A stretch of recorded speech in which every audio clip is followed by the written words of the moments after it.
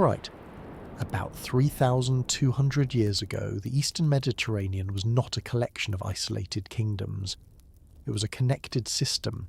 Ships moving copper and tin, scribes tracking grain, palaces coordinating labour, diplomats trading promises like infrastructure. And then, across only a few decades, that web stopped holding. Not with one dramatic blast, but with missing shipments, empty storehouses, letters that never got answered, and cities that burned while their neighbours were too strained to help. The evidence is still here.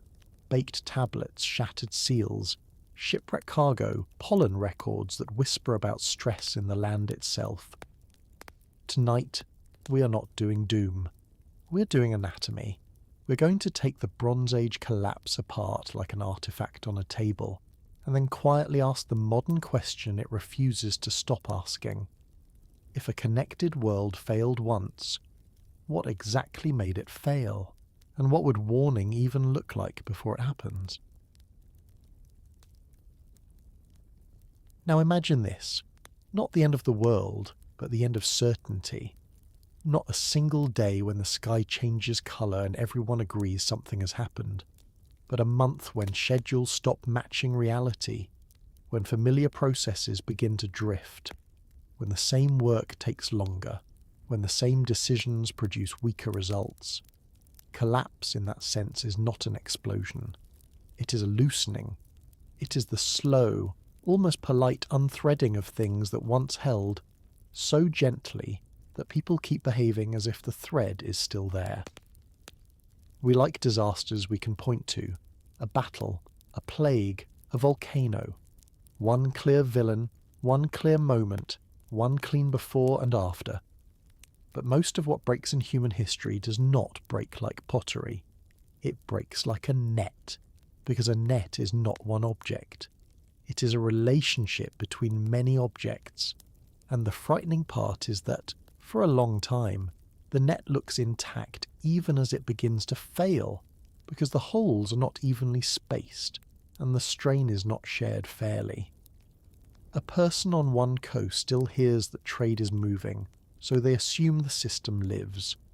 A scribe in one city still writes orders that sound normal, so they assume tomorrow will come in the usual shape. A palace still counts its dependents, still allocates rations, still plans the next season. In a complex world, the first signs of failure are often not dramatic events, but subtle mismatches between expectation and delivery, between intention and outcome, between what the system says it is doing and what the system can actually sustain. We do not know what the first person to notice it in the late Bronze Age said out loud, if they said anything at all. The evidence does not preserve a clean sentence like that. What it preserves is the fact that a world that had been knitted together across sea and land began, within a relatively short span of time, to come apart. The late Bronze Age Eastern Mediterranean was not a quiet corner of prehistory. It was a busy, literate, administratively dense world with kings who maintained archives, diplomats who negotiated in formulaic language, merchants who relied on predictable corridors, and workshops that produced goods in standardized forms for elites who knew exactly what they wanted and how far away it had to travel. We can see the interlocking nature of this world from several angles at once. In the 14th and 13th centuries before the Common Era, diplomatic correspondence shows rulers treating the region as a connected political field where reputation, reciprocity, and access to resources flowed across borders with surprising regularity. Administrative records from palatial centres show how labour, livestock, textiles, and metals were organised not as household craft, but as state-scale production with specialists, quotas, and accountability. Archaeology reveals a shared elite culture in the form of imported luxuries, copied styles, and the spread of iconography that makes sense only if people were moving, or goods were moving, or both. The map, if you could have drawn it then, would not have been a map of isolated kingdoms. It would have been a map of routes and dependencies. Coastal cities depended on inland grain flows, and inland states depended on coastal access to raw materials and prestige goods. Great powers relied on subordinate polities to buffer borders, supply troops, and keep corridors open. Even language itself in elite contexts functioned as a bridge, because certain diplomatic and administrative conventions were shared across cultures that otherwise spoke very different tongues. This is not romantic. It is technical. The Late Bronze Age had a kind of infrastructure, not made of asphalt and wires, but made of predictable agreements, specialist knowledge, and the movement of things that were not optional. And this matters because collapse in such a world is not simply the fall of one city, it is the failure of an arrangement. Here is the factual turning point that makes historians and archaeologists keep returning to this era. The Late Bronze Age did not fall in one place first, with everyone else watching safely from a distance. Within the same broad window of time centred around roughly 1,200 years before the Common Era, multiple regions across the eastern Mediterranean experienced abrupt disruption, political fragmentation, and institutional loss. We do not know the exact sequence in the tidy way modern minds crave, because dating layers and aligning chronologies across different polities is difficult, and scholars debate the precise ordering of certain events, but the pattern is robust enough that it cannot be dismissed as a single local catastrophe misread as global.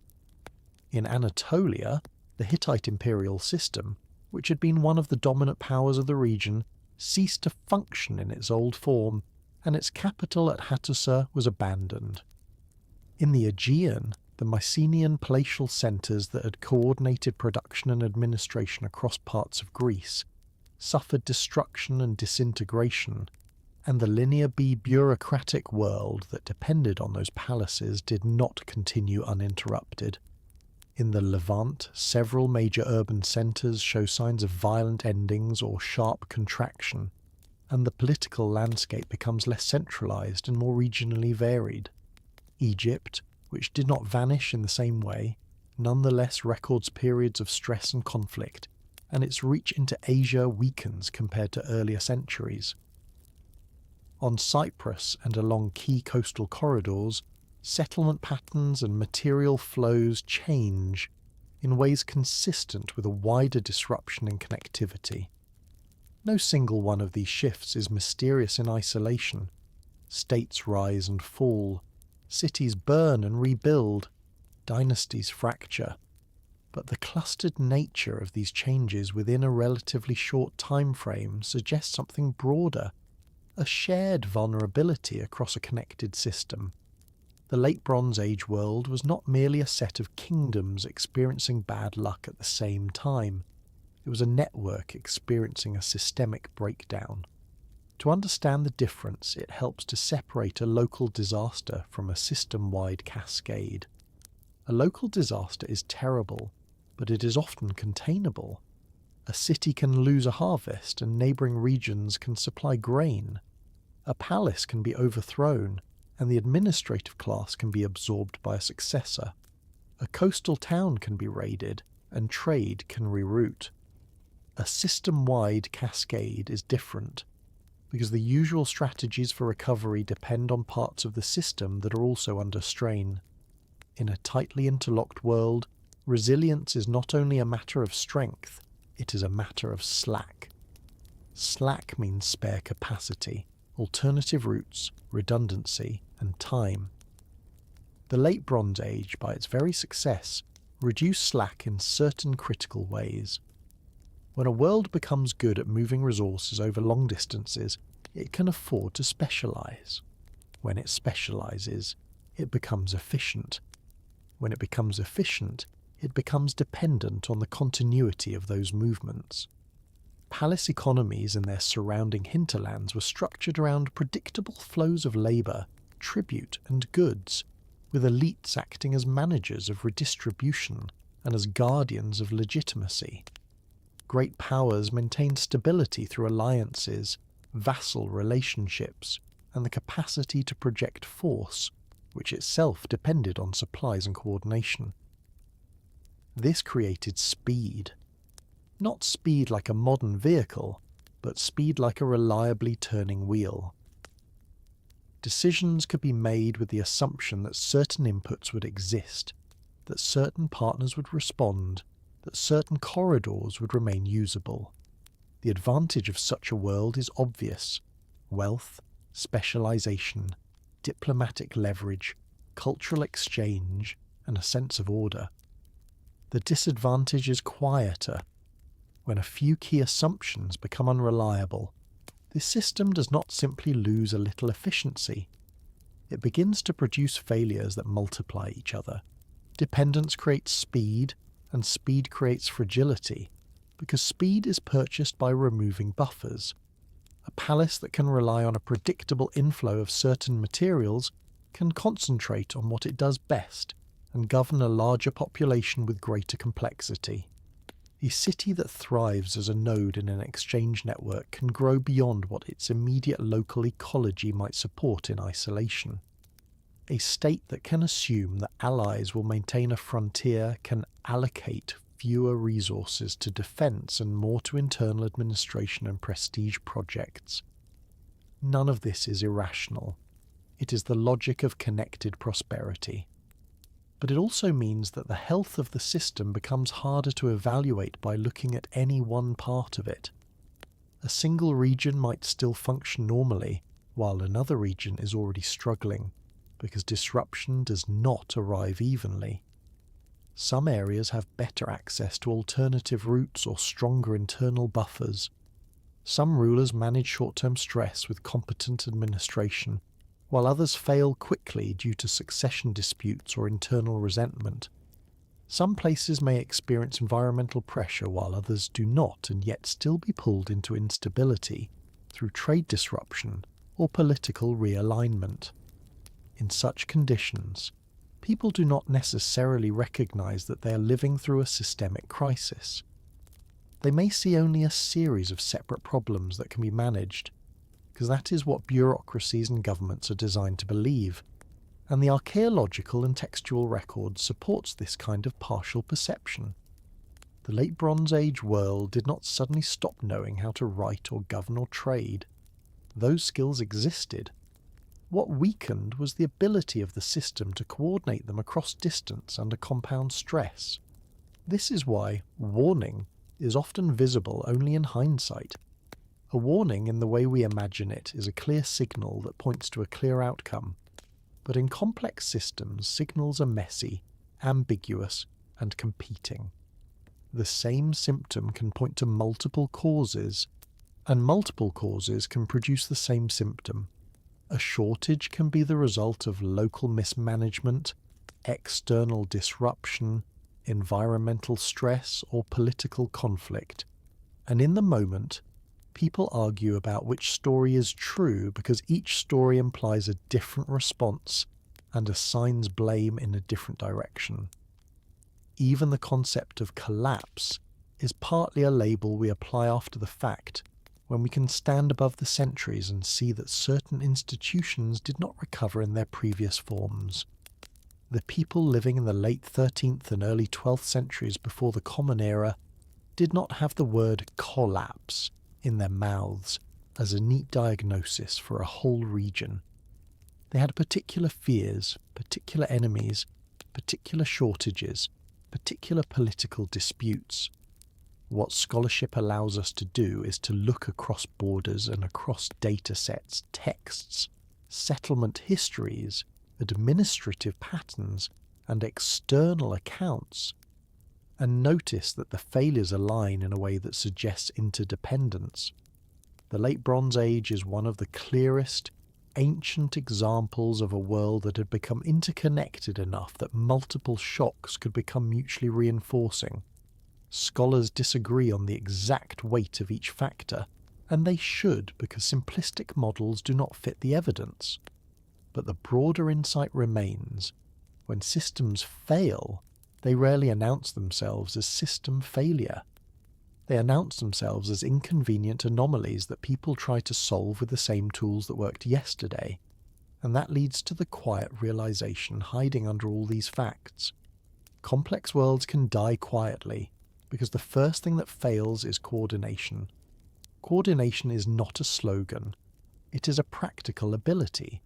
To move resources where they are needed, to transmit reliable information, to enforce agreements, to keep specialists supplied, to prevent local conflicts from igniting wider breakdown, to maintain legitimacy when the distribution of pain becomes unequal.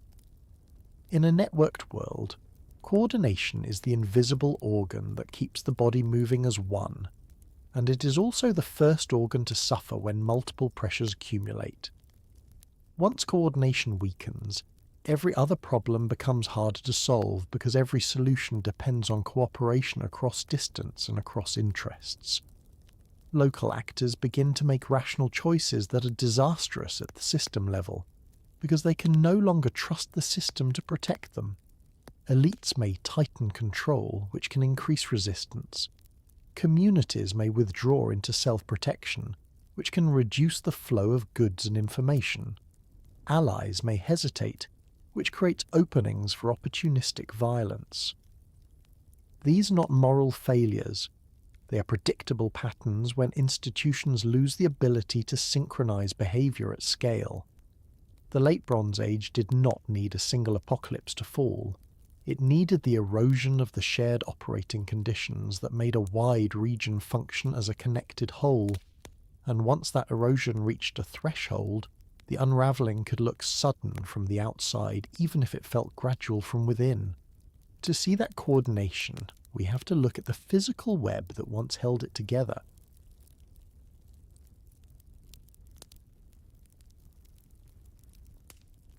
What happens to an empire when the metal in its weapons must cross seas to exist? It is an oddly modern question hidden inside an ancient one, because bronze looks solid in the hand, but its life begins far away from whoever holds it. A spearhead seems like the simplest thing in the world until you follow its ingredients backward. Copper is heavy, stubborn, visible, the kind of material you can mine and smelt and stack. Tin is quieter, rarer, and more geographically elusive. Bronze, the alloy that shaped so much of the Late Bronze Age, demanded that these two substances meet each other across distance. That meant roads, ships, agreements, storage, and time. It meant a world in which a palace could appear to be a self-contained centre of power, while actually being a consumer at the end of a long chain of extraction and transport. We do not know every route, every quarry, every dock where ingots were unloaded, because the ancient world did not leave us a single map of its raw material economy. But the evidence suggests something hard to ignore. Bronze was not just a technology, it was an international dependency. And once a society builds its military, its tools, its prestige objects, and even parts of its administration around a material that requires distant coordination, it becomes powerful in appearance and delicate in structure. The strength you see is the last step of a process that has already passed through storms, piracy, port politics, and the simple fact that a ship can be late. The geographic mismatch is the beginning of the story.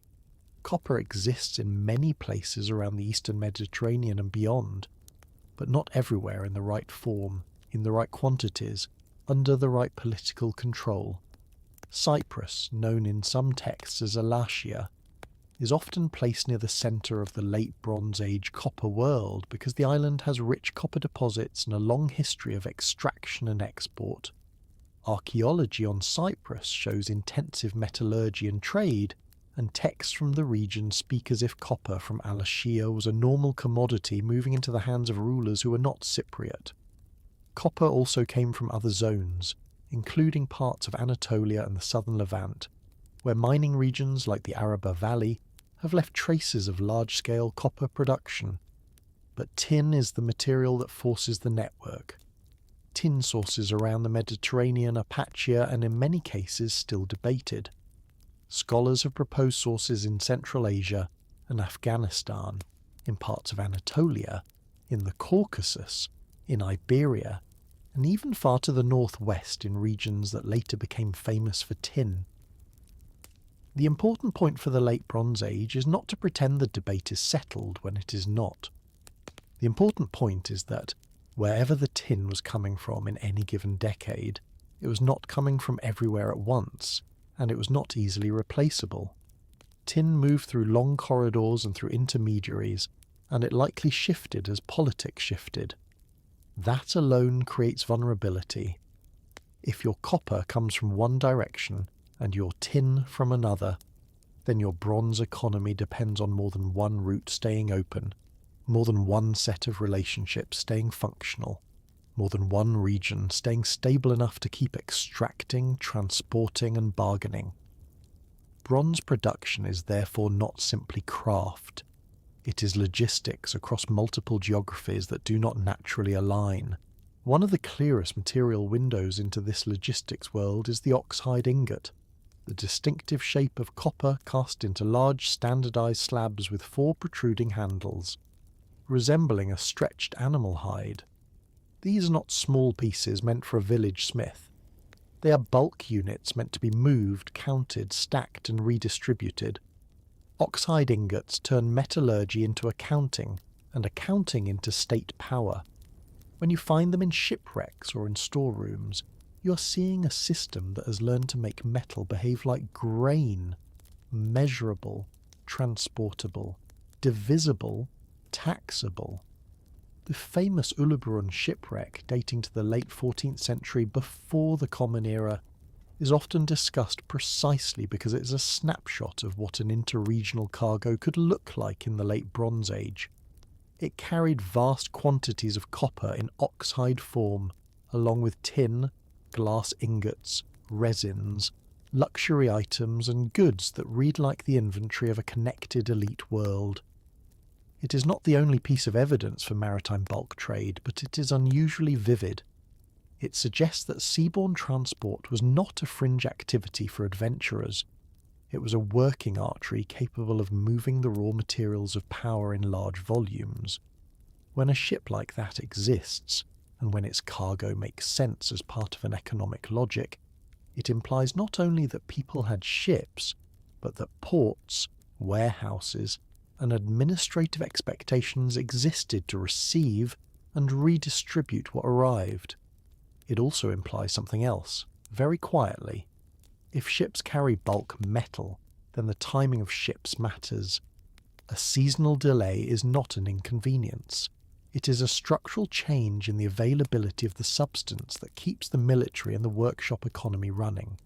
Cyprus and the coastal hubs matter here because islands and ports are the physical joints of the system, and joints are where strain is felt first. Cyprus sits in a position that makes it a natural relay point between the Levant, Anatolia, and the wider sea lanes. Coastal hubs on the Levantine shore and along the southern coast of Anatolia functioned as points where inland states could touch the sea without being maritime empires themselves. Not every major power needed to be a naval power to benefit from the sea. Many could simply rely on ports and allied or vassal polities to keep maritime access functioning. In such a setup, the political status of a port is not a small matter. A port is not only a town, it is a valve. It controls what moves, when it moves, and who gets paid. Texts from the Late Bronze Age give hints of this logic when they show rulers communicating about shipments and supplies, as if these were matters of state. Ugaritic archives, for example, include texts that refer to copper and to interactions with Al-Ashir, suggesting that the movement of metal was part of formal relationships, not informal barter. Mycenaean palatial records, written in Linear B in the 13th century before the Common Era, include allocations of bronze to smiths and lists of workers tied into centralized production, implying a system that required regular metal inputs to maintain standard output. When you put these different strands together, the picture becomes clearer. bronze was not simply melted down whenever someone happened to have scraps. In many places it was administered, and what is administered must be supplied. This is why strategic materials are civilization's soft underbelly, even when the civilization is confident. A strategic material is not necessarily the rarest thing in the world. It is the thing without which the system cannot do what it has built itself to do. In the late Bronze Age, bronze was strategic because it sat at the intersection of warfare, agriculture, craft, and status. Weapons and armour are the obvious piece, but the quieter piece is tools, blades, chisels, fittings, nails, axes, and the small hard edges that make wood, stone, and bone more workable. Bronze helps build ships and chariots, helps maintain ploughs and harvest tools, helps furnish palaces, helps produce the objects that express authority. If a palace economy depends on controlling production, then controlling access to bronze becomes a form of control over labour itself. If an elite depends on gift exchange and visible prestige, then bronze objects and the ability to manufacture them become part of diplomacy. The more complex the society, the more places a strategic material quietly matters. This is the cruel irony. Technological sophistication can create a new kind of dependency that is not felt until it is threatened. The very success of the bronze system, its ability to support armies and workshops and elites, means that a shock to the bronze supply is not merely a shortage, it is a pressure applied to the joints of the political body. Now consider how a delay becomes a shortage, then becomes a political crisis, not through drama but through arithmetic and expectation. A shipment of copper or tin is late. The reasons could be mundane: storms, damaged ships, insecurity at sea, disputes at the port, a problem at the mine, a caravan interrupted inland. In a robust system with buffers, a late shipment can be absorbed. You draw down reserves, you stretch existing stock, you delay non-essential production. But buffers are not infinite, and some institutions are designed to run smoothly, meaning they have less slack than people imagine. If a palace has smiths with quotas or obligations, and if those smiths rely on state-issued metal, a disruption forces choices that quickly turn political. Which workshops get metal first? Which military units get repaired? Which gifts are postponed? Which dependent groups receive less? Each choice creates winners and losers, and in hierarchical societies, losers do not simply accept loss as a neutral fact. Loss becomes an accusation. It becomes evidence that the ruler is failing at the basic promise of rulership, ensuring supply and security. It also becomes a practical problem because armed forces and administrative reach depend on equipment that must be maintained. In a world of competing polities, a moment of weakness is rarely private. Rivals notice. Vassals reconsider loyalty. Raiders test boundaries. Meanwhile, the elites at the centre may respond by tightening control, demanding more from the countryside, and extracting harder to compensate for scarcity, which can produce resistance and fragmentation. None of this requires a single external conqueror to explain it. It requires only a sequence of small disruptions that undermine the assumed reliability of delivery, and thereby undermine the political stability built on that reliability. We should be careful here, because the late Bronze Age is not a morality play, and it is not a puzzle with a single missing piece. Not every shortage becomes a collapse. Not every disrupted route leads to political failure. Human societies can adapt in many ways, and some did. But the evidence suggests that when you build a world where bronze is central, and bronze depends on long-distance supply, you are living on borrowed deliveries even if you do not feel it. The power displayed in a palace armoury or in a king's chariot is the final expression of a chain of cooperation that begins at mines and ends at workshops, and that chain can be severed without any one kingdom causing it. No ruler controls the weather at sea. No ruler controls the stability of every intermediary. No ruler controls the total integrity of distant extraction zones. Even a great power can become vulnerable if the system it relies on is larger than itself. That is what makes bronze such a good lens for understanding the fragility of connected worlds. It is not that rulers were foolish. It is that the material basis of their strength was distributed across a map they did not fully own.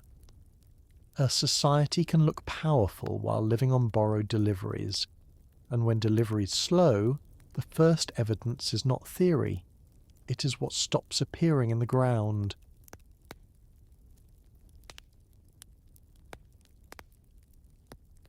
Imagine this, a dig where you're not searching for a golden mask or a dramatic skeleton, but for something far less cooperative, the moment when normal life stops leaving its usual fingerprints. How do you prove collapse when the thing you're looking for is what disappears? Archaeology is often asked to be a courtroom witness, to point to one object and say, here is the crime, here is the culprit, here is the hour it happened. But the late Bronze Age collapse is not one broken vase. It is more like a fading signal. The hardest evidence to work with is absence, because absence can be caused by so many different things. A shipment fails to arrive. A workshop stops producing. A scribe stops writing. A family leaves a house and never comes back. In the soil, all of those can look like nothing, and nothing is frustratingly easy to misread. Yet archaeologists have learned, patiently, that absence becomes meaningful when it is patterned, when it repeats across sites, when it occurs in layers that previously were full, when the change is not merely local but synchronized across regions that used to be linked. In those cases, the record goes thin in a way that cannot be explained by chance alone. It is not that the ground whispers a story to us. It is that the ground stops speaking in a familiar dialect, and we have to take that silence seriously. One of the first places this thinning becomes visible is in the things that travelled. In a connected late Bronze Age world, imported ceramics and prestige goods were not rare curiosities. They were part of elite routine. They arrived as containers for oil and wine, as gifts, as trade items, as markers of affiliation with distant styles and distant power. Archaeologists track these movements because pottery is stubborn. It survives fire, it survives abandonment, it breaks, and broken pottery is exactly what excavators recover in bulk. When trade is healthy, imported wares appear in predictable quantities in predictable contexts. When trade weakens, the decline is often measurable. Mycenaean-style pottery, for example, shows up across parts of the Levant in the 13th century before the Common Era, reflecting exchange and shared consumption patterns that connect Aegean producers with Eastern Mediterranean consumers. Certain Cypriot wares circulate widely as well, and their presence can suggest the intensity of contact with the island's production zones and ports. When the system begins to strain near the end of the 13th century and into the 12th century before the Common Era, many sites show a contraction in these imported signals, sometimes abruptly. It is not uniform, and that unevenness is part of the lesson, but the general pattern is that long-distance goods become less common, less diverse, and less reliably distributed. The same applies to other prestige materials that are less durable than pottery, but still occasionally survive, like faience, worked ivory, and glass objects or glass raw material. When those items drop out of the record, it does not automatically mean people stopped wanting them.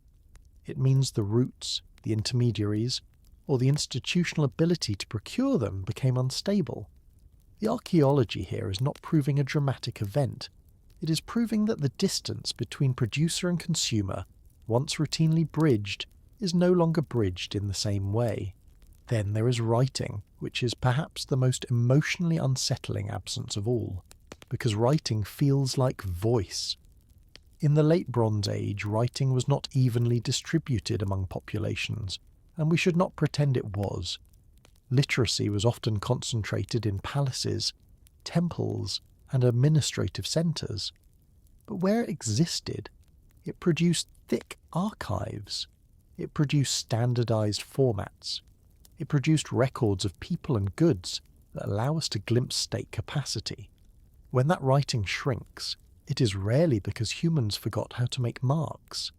It is usually because the institutions that required writing, paid scribes, stored tablets, and enforced administrative routines have failed or transformed.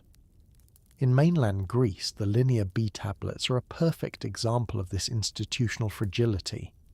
They are overwhelmingly administrative, tied to palatial management of land, labour, livestock, and craft production. They exist in the 13th century before the Common Era, and then, after the palaces collapse, that system of writing does not continue in the same form. The disappearance of linear B archives is not just a loss of texts, it is evidence that the palatial bureaucratic machine that generated them stopped operating. In Anatolia, the end of the Hittite imperial system also corresponds with the loss of the central archive tradition associated with the capital and its administrative reach. In the Levant, certain city archives end abruptly, sometimes preserved by fire as baked tablets, sometimes simply ending because the buildings that stored them were no longer used.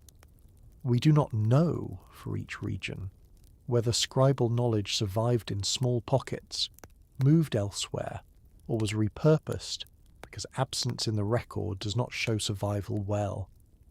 But as a broad phenomenon, shrinking administrative writing is one of the clearest ways archaeology detects systemic failure. When a world becomes less able to coordinate at scale, it leaves fewer coordinated documents behind. The thinning record is also visible in what people ate and how they stored what they depended on. This is where archaeology becomes quietly intimate, because diets and storage practices are not about kings and treaties, but about ordinary survival.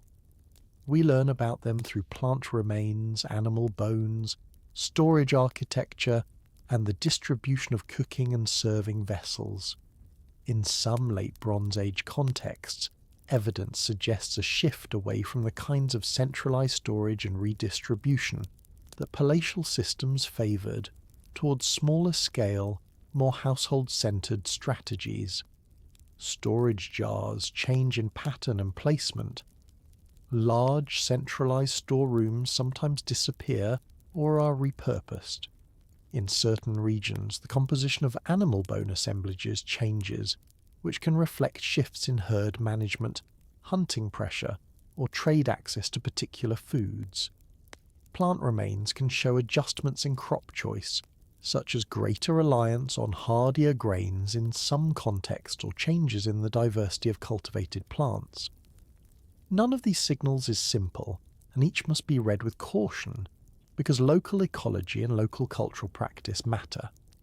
But taken together, changes in diet and storage patterns can reveal stress, adaptation, and the breakdown of the old promise that the centre will provide. When centralised systems weaken, people tend to hedge locally. They store differently, they eat differently, they make do with what is accessible. This does not always look like famine. Sometimes it looks like pragmatism written into the kitchen. What makes the late Bronze Age collapse so difficult and so instructive is that these absences do not look the same everywhere. Some regions contract while others are abandoned. Some places show destruction, while others show continuity, but with a different political shape. Some coastal zones, more exposed to maritime disruption and raiding, appear to suffer sharper breaks, while certain inland areas may maintain occupation with gradual shifts rather than sudden endings. In the Aegean, the palatial centres fail, yet many communities continue in post-palatial forms that are less centralised, less literate in administrative terms, and materially simpler but not empty of life. In parts of the Levant, some major urban sites decline or are destroyed, while other coastal communities reorganise, and in the long run, new polities emerge with different economic strategies and different degrees of integration into whatever networks remain.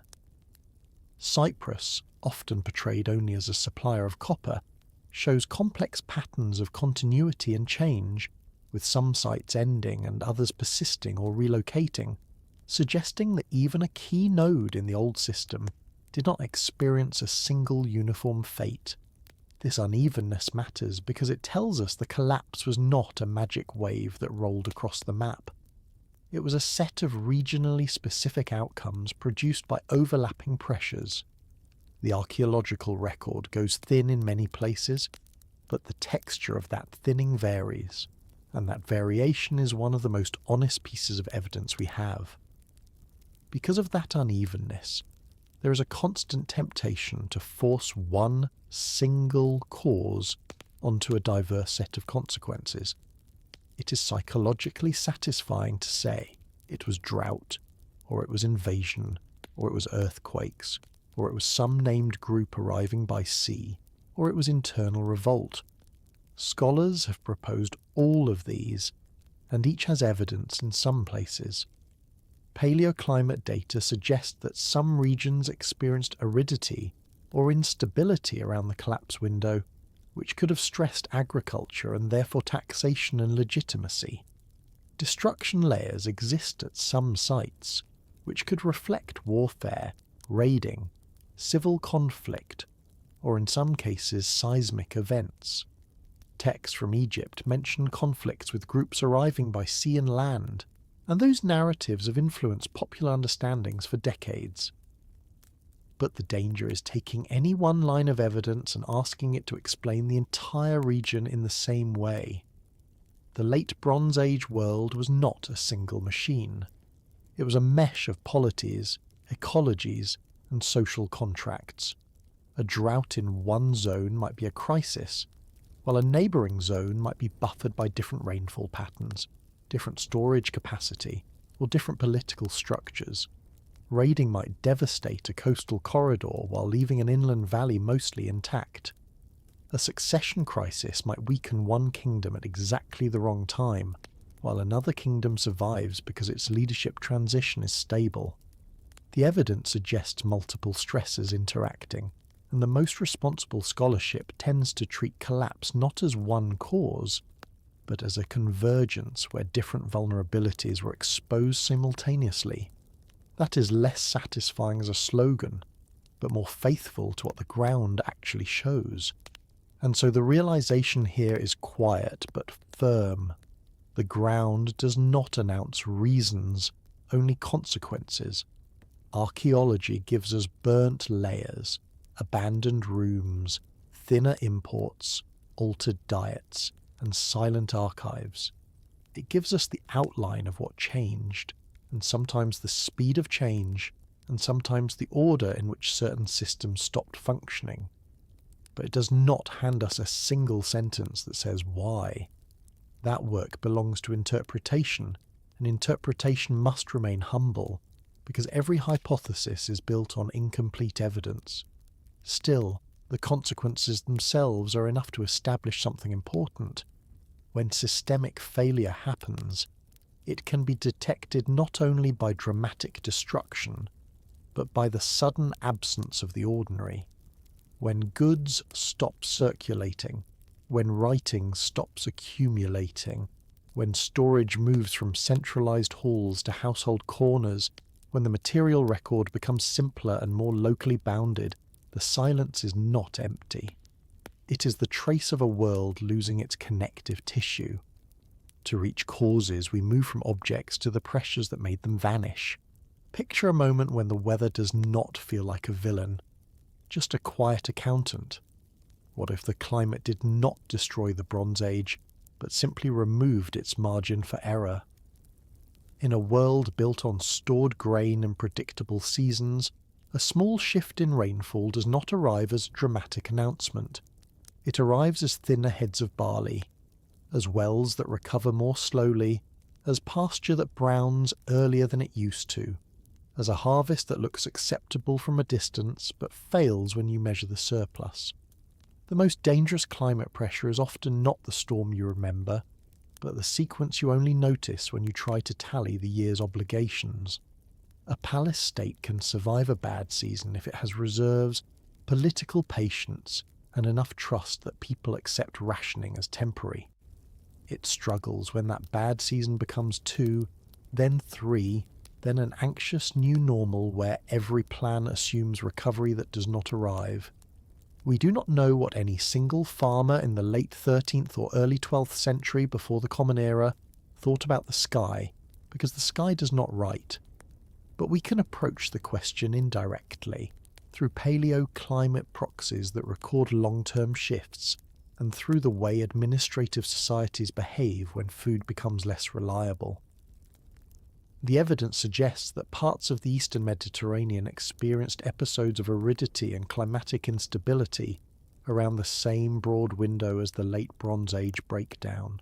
That does not mean drought was the lone cause, and it does not mean every region suffered equally. It means that an already interdependent system may have been forced to operate with less ecological slack, and when slack disappears, everything else becomes harder. Paleoclimate proxies are not prophecies. They are imperfect, local signals that must be read with caution and compared across multiple lines of evidence: a cave formation, a lake bed, a coastal sediment core.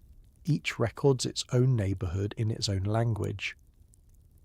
Yet when many of these records, sampled and dated independently, suggest stress in overlapping time windows, historians pay attention, not because the proxies are dramatic, but because they are stubborn.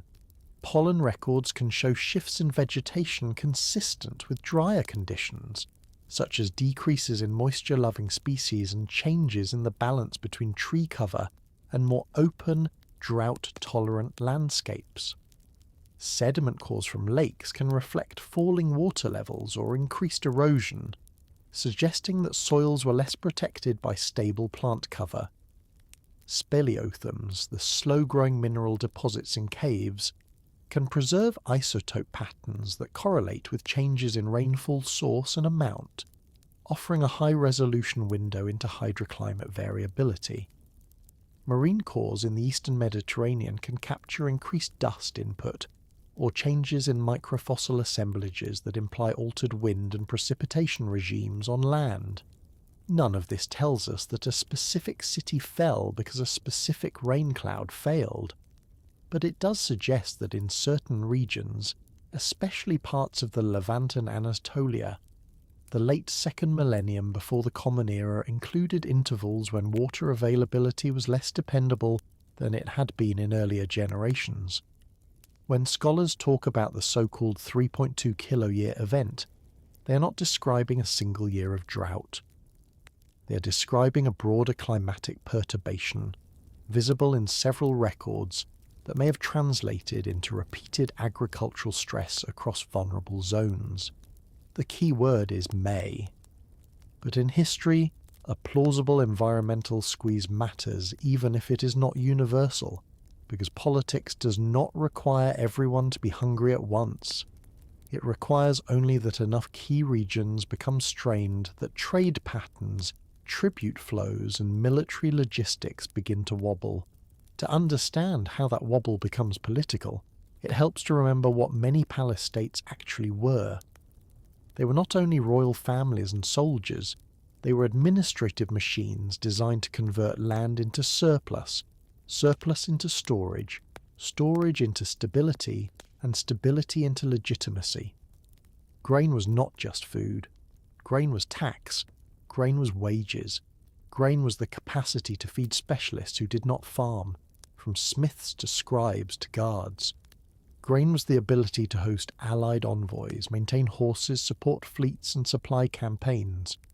When rainfall is stable, states can project confidence, because the inflow of grain and the outflow of rations and obligations can be managed with predictable arithmetic.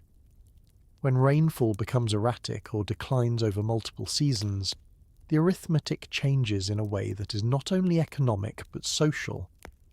If the centre continues to demand the same obligations from the countryside during poor harvests, it risks pushing farmers into insolvency, flight, or revolt. If it reduces demands, it risks failing to maintain the institutions that make it a centre in the first place. Storage helps, and many late Bronze Age states invested in storage. But storage is not infinite, and it has political costs. Rationing requires enforcement. Enforcement requires legitimacy.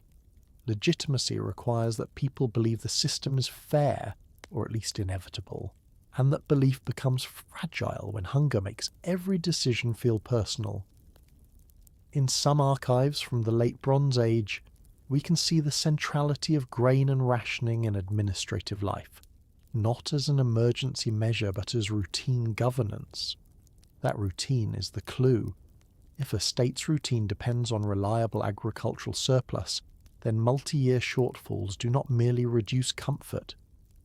They stress the very mechanism by which the state performs its authority. This is where small shifts in rainfall become large shifts in legitimacy. Rainfall does not vote. People do, and people interpret scarcity through the lens of trust, hierarchy, and memory.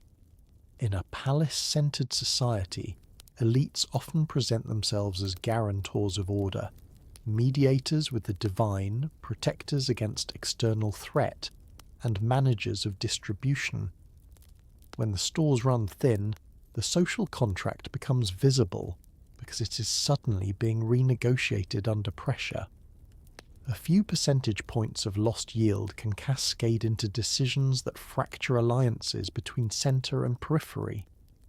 Local leaders may resist extraction, arguing that survival comes first. Rural households may hide grain, which looks like treason from the perspective of a bureaucracy, and looks like prudence from the perspective of a mother feeding children. Armies may be undersupplied, which invites aggression from rivals or opportunistic raiding from groups who live by predation when systems weaken. Vassals may decide that a distant overlord is no longer worth paying if the overlord cannot guarantee security or trade access. Internal competition at court may become sharper when there is less surplus to distribute as patronage, and political factions that were tolerable in abundance can become lethal in scarcity. We should not imagine this as a melodrama of kings panicking over clouds. It is more mundane and therefore more dangerous. It is a series of rational decisions made in the shadow of uncertainty, with each decision weakening the shared belief that the system will recover next season. Climate pressure, in that sense, is not a destroyer. It is a test, and tests reveal which structures were already brittle.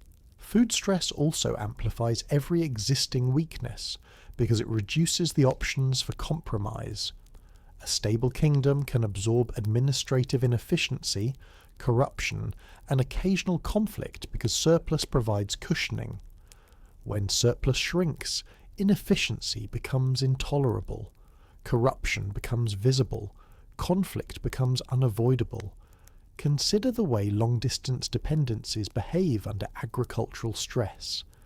If a region produces less grain, it has fewer goods to trade for metals and other necessities, and fewer resources to maintain the administrative and military apparatus that keeps trade routes open.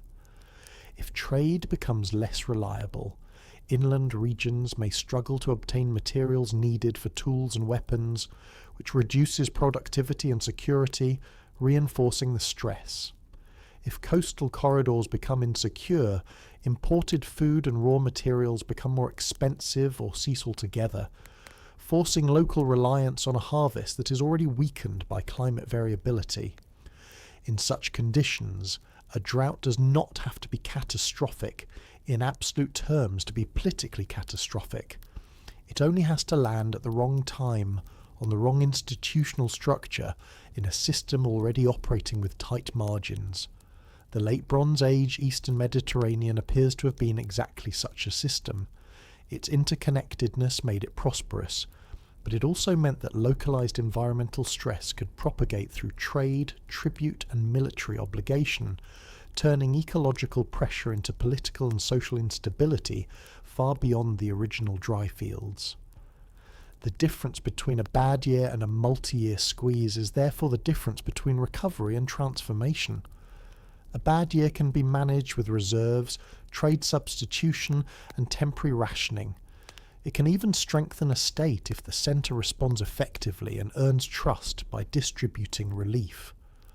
A multi-year squeeze is different because it erodes the credibility of the future. It forces institutions to choose between maintaining appearance and adjusting structure. It encourages migration, because people do not wait politely while their children lose weight. It encourages raiding, because groups on the margins can turn to violence when exchange no longer feeds them. It encourages political fragmentation, because local communities may decide that distant centres are liabilities rather than protectors. Paleoclimate proxies suggest that some regions faced extended instability rather than a single short, sharp drought. And that matters because extended instability is exactly the kind of pressure that makes the old assumptions of a palace economy fail. Yet we must keep the humility the evidence demands. The proxies are regional, not universal, and they do not map neatly onto every site's archaeological sequence. Some areas may have experienced less stress, or stress of a different kind. Some may have had better buffers, better storage, better access to alternative resources. This is why climate should not be treated as a villain with a single sweeping narrative. It is a background condition that interacts with politics, trade, and human decision-making, often by narrowing the space in which good choices are possible. So the realization is simple, and it is one of the most useful lessons deep time offers. Civilizations rarely die from weather alone, only from what weather exposes. Climate does not march an army across a border. It does not burn a palace archive. It does not decide which ally gets help first. What it can do is take away the easy options, the comfortable surplus, the ability to delay hard reforms, the capacity to ignore small fractures. When that cushion thins, every pre-existing tension becomes sharper, and the system that once felt stable begins to behave like a structure under load, creaking in places nobody thought were structural. The late Bronze Age collapse, as far as we can reconstruct it, is not a story where drought replaces human agency. It is a story where ecological pressure may have increased the cost of maintaining complexity, and where the political and economic machinery of the time struggled to pay that cost across a connected region. And the next layer is human movement, because hunger does not stay put.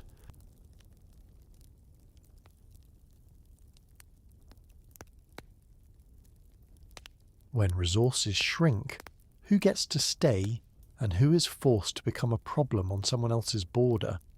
Imagine this not as a dramatic column of strangers marching under a single flag, but as a slow accumulation of departures. A household leaves a village because the store jars are lighter than they should be. A herding group shifts its grazing route because pasture fails earlier in the season. A small coastal community pulls inland because the shoreline has become a place where strangers test defences.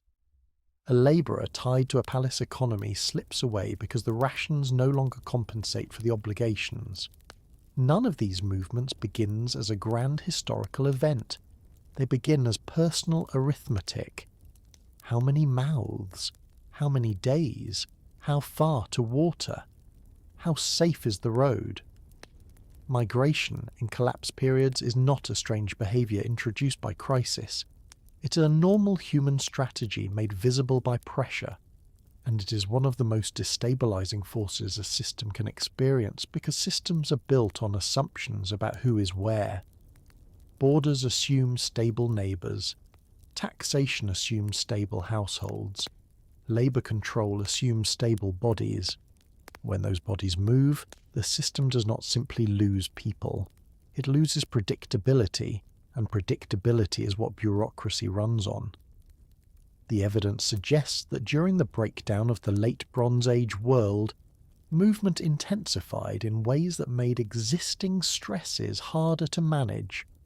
It is important to be careful with language here, because migration is often flattened into a single story, and the Late Bronze Age does not deserve that simplification.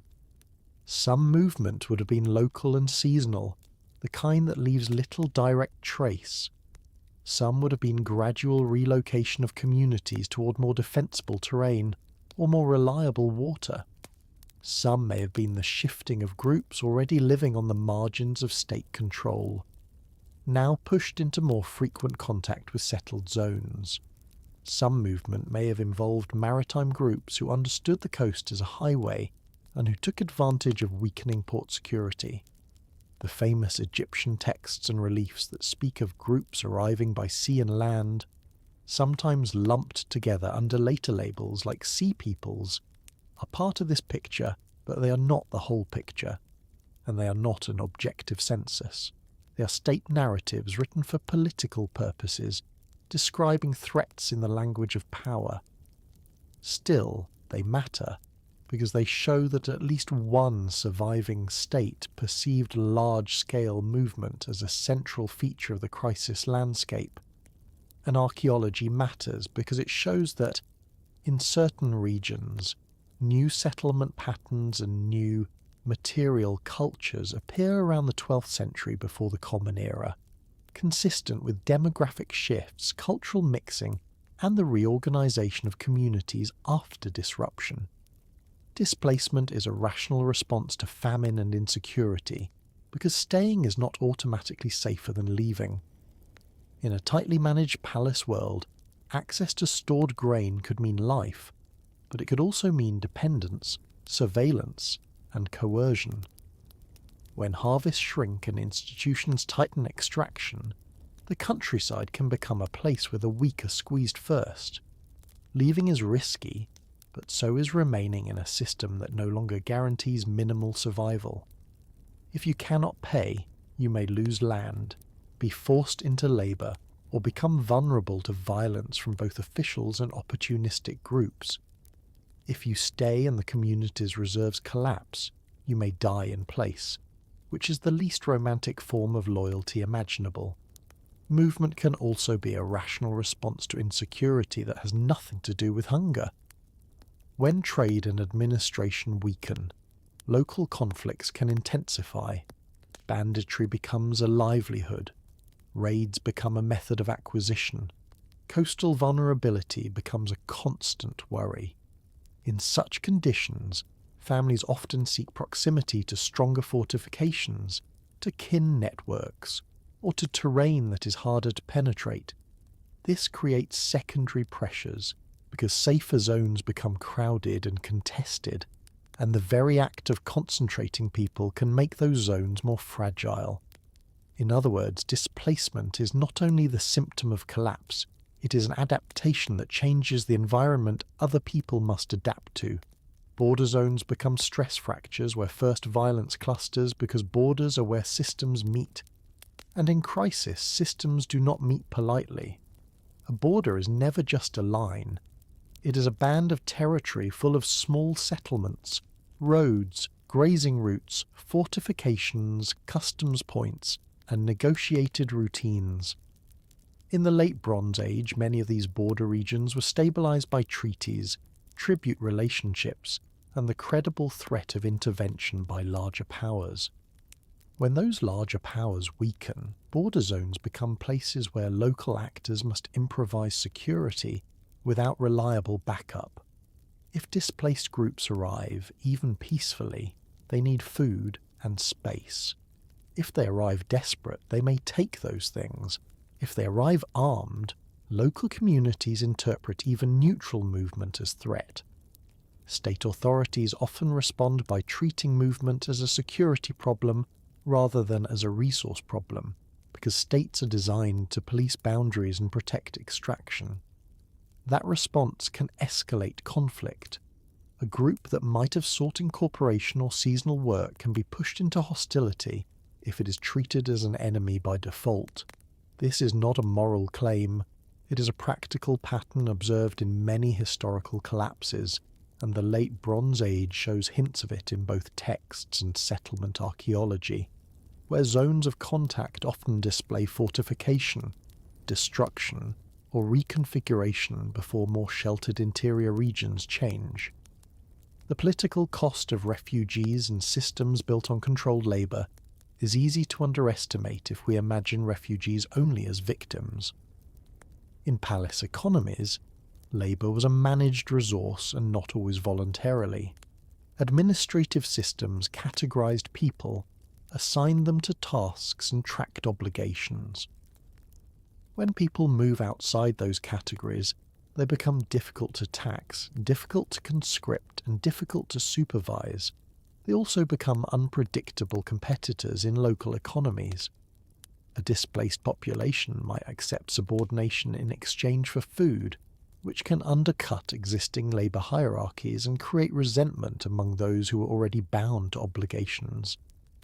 Or displaced people might refuse incorporation and survive through mobility, which challenges a state's ability to define who belongs where. This is why refugees are costly politically even when they are not violent. They force a system to either expand its capacity to absorb new populations or to harden its boundaries. Expansion requires surplus and administrative stability. Hardening requires force and legitimacy. In periods of stress, states often lack both. The result is that displaced people become a multiplier of instability, simply by existing in the wrong place at the wrong time and by forcing authorities to reveal what their systems can and cannot handle. This is also where raiding and migration blur in desperate economies, because the categories assume stability that crisis dissolves. A migrating group may raid because it needs supplies and has no secure market access. A raiding group may migrate because it is being pushed by hunger, rival pressure, or loss of home territory. Coastal raiders may settle if they find a defensible place and a fractured political landscape. Settlers may raid seasonally if their harvests cannot cover obligations and survival. Ancient sources often label hostile groups in ways that reflect the anxiety of settled states, and those labels can make the movement look like a single coordinated invasion when it may in fact have been a composite of many groups, some allied temporarily, some acting independently, some displaced, some opportunistic, some both. Egyptian reliefs and inscriptions, for example, depict and name groups that appear as confederated threats, but the very act of depiction is political theatre as well as record. Archaeology in parts of the southern Levant shows the emergence of new coastal settlements and material signatures in the early Iron Age, often discussed in relation to Philistine origins and Aegean connections, suggesting that at least some migrants or culturally mixed groups established new footholds. Yet even there, scholars debate the balance between actual population movement and local adoption of external styles, and the likely reality is a mixture. What matters for the logic of collapse is that, in an unstable world, movement and violence can become entangled, and once entangled, they reinforce each other. Why do states often misread movement as invasion until it is too late? Because states are built to interpret threats through a military lens, especially when information quality declines. Movement is ambiguous. A group approaching a border can be seeking refuge, seeking trade, seeking seasonal work, or seeking conquest. The state rarely has the fine-grained intelligence to distinguish these in time, and in crisis it often assumes the worst, because assuming the best can be fatal. There's also the problem of bureaucratic language. Administrations prefer categories that can be acted upon. Enemy is actionable. desperate displaced families is administratively awkward. Even when leaders recognize hunger and stress, they may still treat movers as invaders because the political cost of appearing weak is high. A ruler who opens borders during scarcity risks internal backlash. A ruler who refuses migrants risks external conflict that may still arrive anyway. Meanwhile, the delay between movement and response is often the decisive factor. By the time a state realizes that a migratory pressure is not a single raiding party, but a sustained demographic shift, the resources required to manage it peacefully may already be gone. In the late Bronze Age, where multiple polities appear to have been strained simultaneously, the misreading of movement could have been especially catastrophic, because the usual stabilizers, allied intervention, trade substitution, diplomatic mediation, were less available. The quiet realization that follows is this: a moving population is not a story. It is a force that reshapes every equation. It changes labour markets and military balance. It changes the distribution of hunger and the distribution of fear.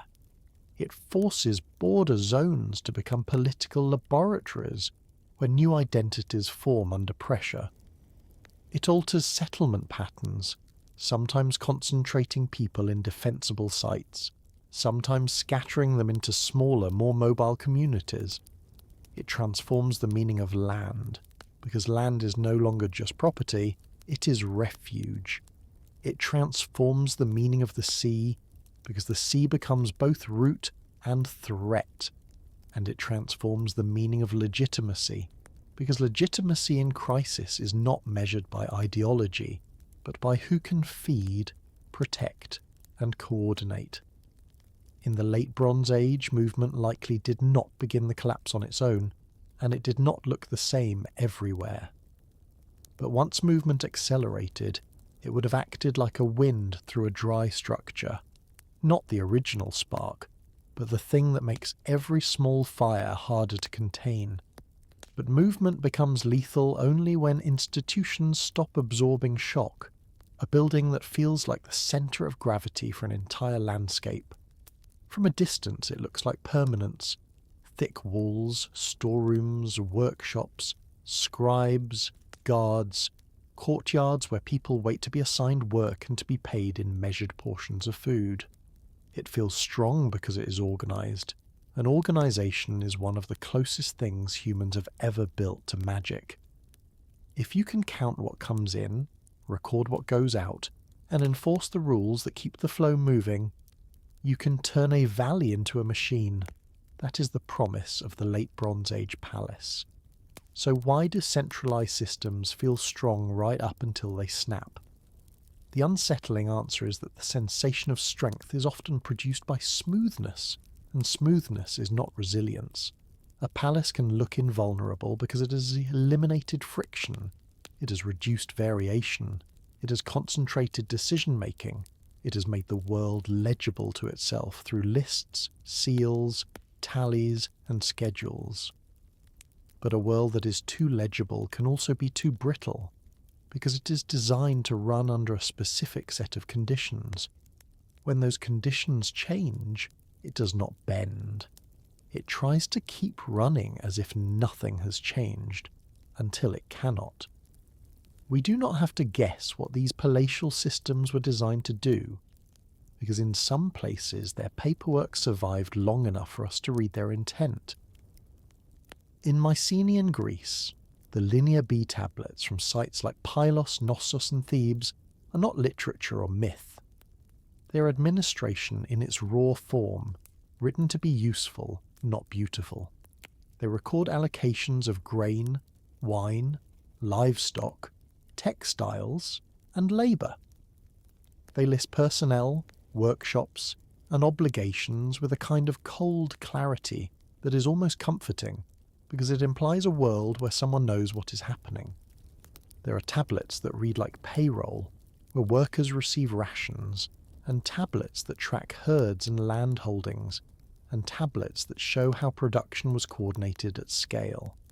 The very form of these records suggests urgency and routine at the same time. They were often written on temporary clay, meant for short-term reference, and they survived largely because palaces burned, firing the clay and preserving what was never meant to last. That accident is one of archaeology's darker gifts. It lets us see the redistribution systems that underpinned palace authority. Collection from the countryside, storage in centralised facilities, rationing to dependents and specialists, and command production in which raw materials were issued to workshops and finished goods were collected and catalogued. A palace in this world was not simply a rich household. It was an organisational technology, a tool for turning diffuse rural production into concentrated capacity. This is also why the palace economies were optimised for control, not flexibility. Control means the centre decides who gets what, when, and in what form, and it means the centre can mobilise labour and resources quickly for projects that do not directly benefit the producer. It is hard to build ships, equip chariots, or sustain specialised craft industries without some form of centralised coordination. Palaces made that possible by narrowing the channel through which many necessities flowed. They standardised measures, standardised obligations, standardised routes of delivery, and standardised the social categories that determined who was entitled to rations and who was required to provide them. But flexibility requires something different. It requires redundancy, local autonomy, and the ability for households and communities to reconfigure without waiting for permission. A palatial system can be very good at extracting and redistributing under stable conditions, yet poor at adapting when conditions become unstable, because its habits are administrative, and administration thrives on predictability. If a harvest is smaller, a palace can tighten rationing, increase requisitions, or reassign labour. But these are not neutral adjustments. They carry political costs. Tightening rationing creates resentment among dependents. Increasing requisitions can push rural households past viability. Reassigning labour can disrupt the very production the palace depends on. And if the palace attempts to maintain its own elite needs and its military capacity first, which is a common impulse in hierarchical systems, it can accelerate the breakdown of trust that keeps the countryside cooperating. In other words, control is powerful when cooperation is stable. When cooperation becomes strained, control can become a liability.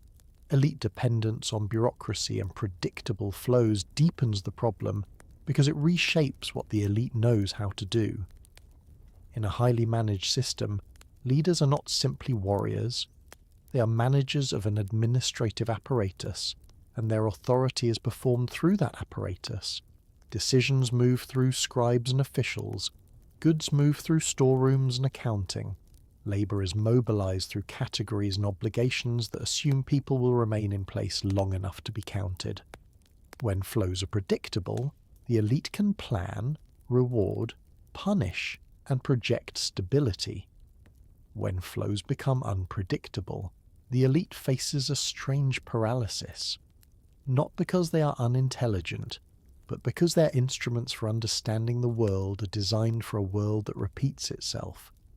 A palace official can respond to a shortfall by recalculating quotas, but that assumes the shortfall is temporary and measurable. If shortfalls compound across multiple inputs at once, the recalculation becomes guesswork. The bureaucracy starts producing paperwork that describes how things should be, not how they are. That is a dangerous moment, because it creates the illusion of control even as control is evaporating. We see hints of this dynamic in the way palatial archives cluster around routine administrative categories rather than around flexible contingency planning. The system was built to manage normality. When normality fails, the institution can keep writing and counting for a while, but counting is not the same as solving. The vulnerability of specialised labour and long-distance inputs adds another layer, and it is one of the most counterintuitive weaknesses of sophistication. Specialized labor is efficient because it creates experts. It produces higher quality goods with less waste, and it allows a state to direct production towards strategic needs. But specialization also creates dependence, because specialists cannot easily return to subsistence production without losing their advantage, and because specialists often rely on the state for rations and raw materials. If a palace issues bronze, textiles, or other controlled inputs to particular craftsmen, those craftsmen become part of a machine that cannot run without the state's continued provisioning. In linear B contexts, we can see craft workers being tracked and supplied, which implies that their output was expected and that their survival may have been tied to state-managed distribution. In Anatolia and the Levant, archives and material evidence point to similar dynamics, with workshops and administrative oversight tied to elite centres. Long-distance inputs intensify this vulnerability because they add points of failure outside local control. A workshop might have skilled hands and a functioning furnace and still be idle if the expected inputs do not arrive. In a less specialised, more household-based economy, people can substitute, improvise, and accept lower output without total systemic shock. In a palatial economy, lower output in one specialised sector can cascade into military weakness, reduced prestige exchange, and weakened administrative reach, because the system has concentrated its capacity into fewer, more interdependent components. The palace is excellent at producing perfection when the pipeline is intact. It is not designed to do well with improvisation. Political succession crises, which appear in many historical periods, become especially potent multipliers in such a context, because centralised systems concentrate legitimacy in a narrow place. When leadership transitions are smooth, the machine continues. When transitions are contested or ambiguous, the machine can stall at exactly the moment it is most needed. The Late Bronze Age offers several examples of political turbulence in which contested authority, court intrigue, or shifting alliances could plausibly have weakened states facing external and internal stress. The Hittite world, for instance, shows complex dynastic histories and periods of political strain, and by the time the empire's central structures ceased to function, it had already been managing pressures on multiple fronts. Egypt's own records show episodes of instability and conflict, and even where the state persisted, its capacity to project power outward changed over time. The point is not to claim that succession crises cause the collapse everywhere. It is to recognise the structural problem. In a palace system, legitimacy is not widely distributed. It sits at the centre, embodied in a king, a court, and an administrative hierarchy. If that centre fractures, the countryside and subordinate elites do not simply wait patiently. They hedge, they withhold, they switch loyalties, they pursue local security, and those hedges can become self-fulfilling. A contested succession can reduce military responsiveness, delay supply decisions, and encourage opportunistic violence at borders. It can also lead to harsher extraction as rival factions attempt to secure resources and pay supporters, which increases stress on the very population base the state needs. In an interconnected Late Bronze Age environment, where multiple polities were linked through diplomacy and exchange, instability in one major centre could also spread uncertainty through the network, because allies and vassals depended on predictable leadership behaviour to plan their own actions. This is why decentralisation sometimes survives better than perfection, even though decentralisation can look like weakness when you judge it by palace standards. A decentralised landscape is messier. It has more local variation, less standardisation, less ability to mobilise huge projects quickly. It may produce fewer prestige goods and maintain smaller armies.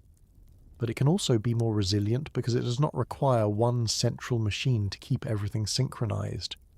If one village struggles, another may still function. If one local leader fails, another can replace them without collapsing the entire administrative infrastructure. Households can adapt without waiting for centralized allocation. Local exchange can substitute for long-distance procurement, even if output is lower. In periods of stress, survival often favors systems that can shrink without breaking, and that can tolerate inconsistency without losing all coordination. A palatial system, by contrast, can be trapped by its own expectations. It must remain big enough to justify its extraction, unstable enough to enforce redistribution, and impressive enough to maintain elite cohesion. When resources thin, it cannot simply become smaller without undermining the very logic that made it a palace. So it tries to remain perfect, and perfection is expensive. The realization that emerges from this is not an insult to ancient administrators. It is a sober observation about systems. Highly managed worlds can be less resilient than messy ones. The palace looks like strength because it concentrates resources and decision-making, but that concentration also concentrates risk. When multiple pressures arrive, ecological, logistical, political or social, the palace does not fail slowly in a way that allows smooth adaptation. It tends to fail sharply because its coherence depends on many interlocking routines that must all keep working. Once one routine breaks, others follow, and what remains is not a slightly weaker palace, but a different kind of society, one where authority, production, and survival are reorganized at smaller scales. The Late Bronze Age did not only lose cities and kings, it lost in many places a particular administrative style of life, a way of making reality behave through lists, seals, and ration calculations. When that style fails, people still live, but the world becomes less legible to itself, and the old confidence that systems will deliver what they promised begins to evaporate. Then comes the moment the network stops trusting itself. Imagine this. The collapse begins not with fire, but with a message that does not arrive. What if the first collapse is not material, but informational? In a connected world, the true infrastructure is often invisible. It is the assumption that a promise made far away will still be honoured when it reaches the edge of your life. It is the belief that a ship you cannot see will still come over the horizon because it came last season. It is the habit of sending an envoy and expecting a reply that means what it says. When that habit fails, people do not immediately starve or die. They begin to hesitate, and hesitation spreads through systems faster than famine, because it changes decisions before the physical consequences are visible. The Late Bronze Age Eastern Mediterranean is one of the earliest places where we can watch this kind of trust infrastructure in action, because it left letters, treaties, and administrative traces that treat reliability as a technology, not a moral virtue, a practical tool. Rulers wrote to each other in fixed formulas that assumed reciprocity. They exchanged gifts not only for generosity, but for signalling that relationships were intact. Merchants moved through corridors where protection and enforcement were not guaranteed by one state, but by the shared interest of many states in keeping commerce alive. Scribes recorded obligations that assumed the world would remain legible long enough to settle accounts. And then, as pressures compounded, that legibility began to smear. The revelation here is quiet but sharp. Late Bronze Age diplomacy and trade depended on trust, reciprocity, and predictable enforcement. That sounds abstract until you look at the documents. In the 14th century, before the Common Era, the Amarna letters, found in Egypt but written by and to multiple rulers across the Near East, show a diplomatic world obsessed with relationship management.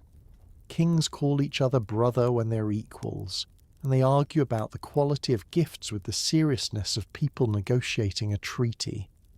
They insist on proper greetings, proper courtesies, proper forms, because those forms are not decoration. They are the operating system. A gift is never just a gift. It is proof that the channel still works.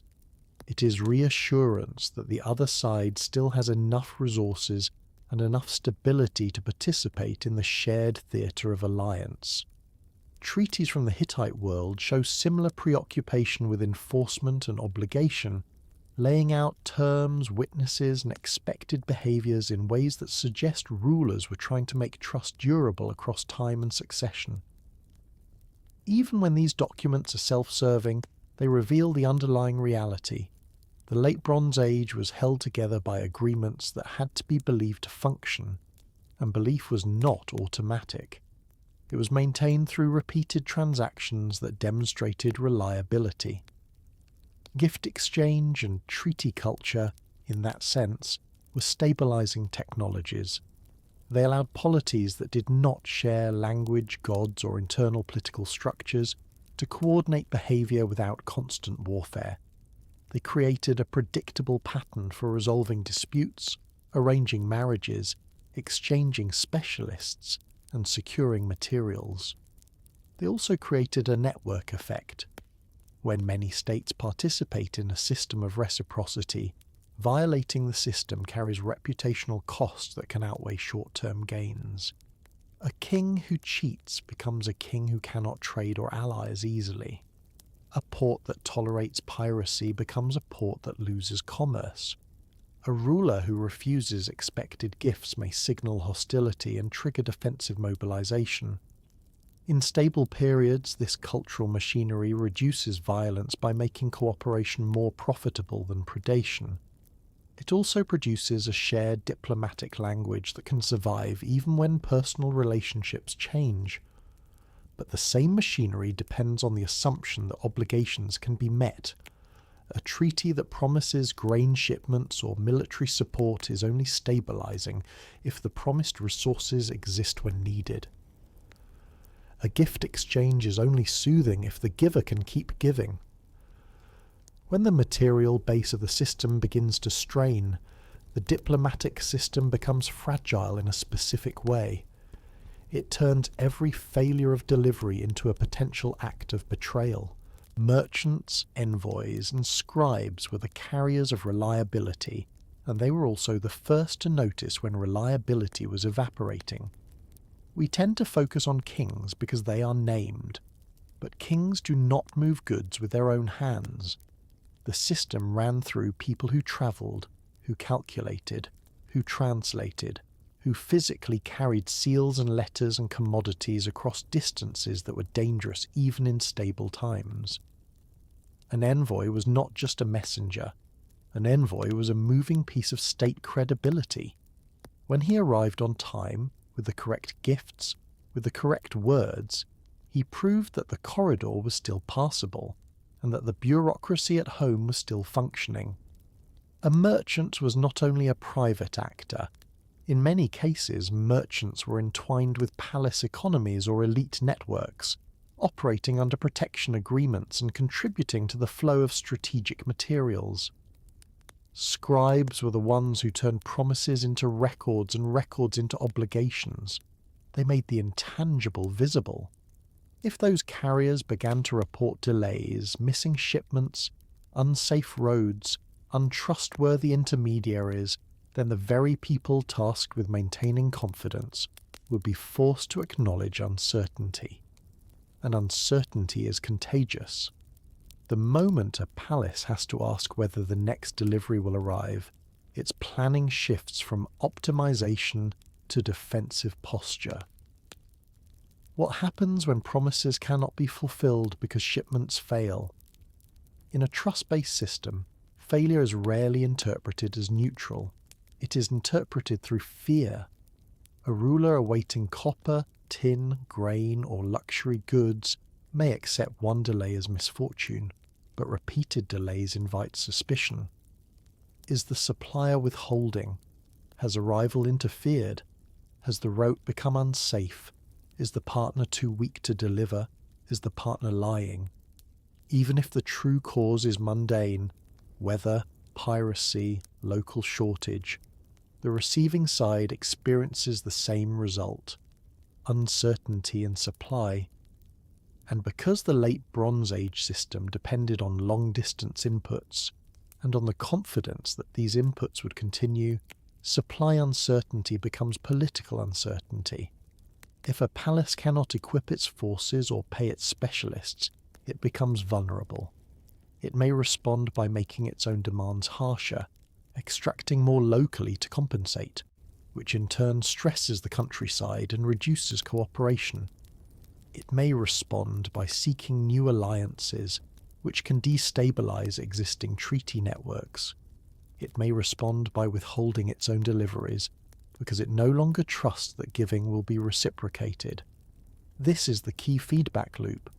When shipments fail, promises become harder to keep, and when promises become harder to keep, the incentive to cooperate collapses. The system starts to eat its own credibility.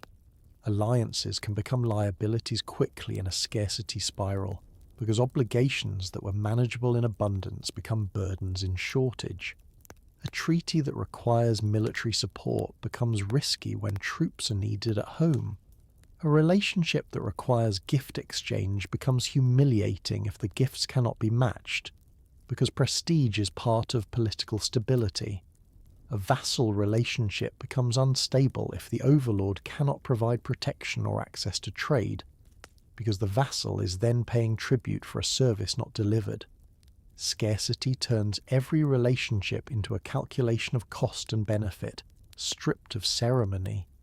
And because scarcity also increases fear of betrayal, even loyal alliances can be reinterpreted as threats. An ally with a strong army becomes a potential invader.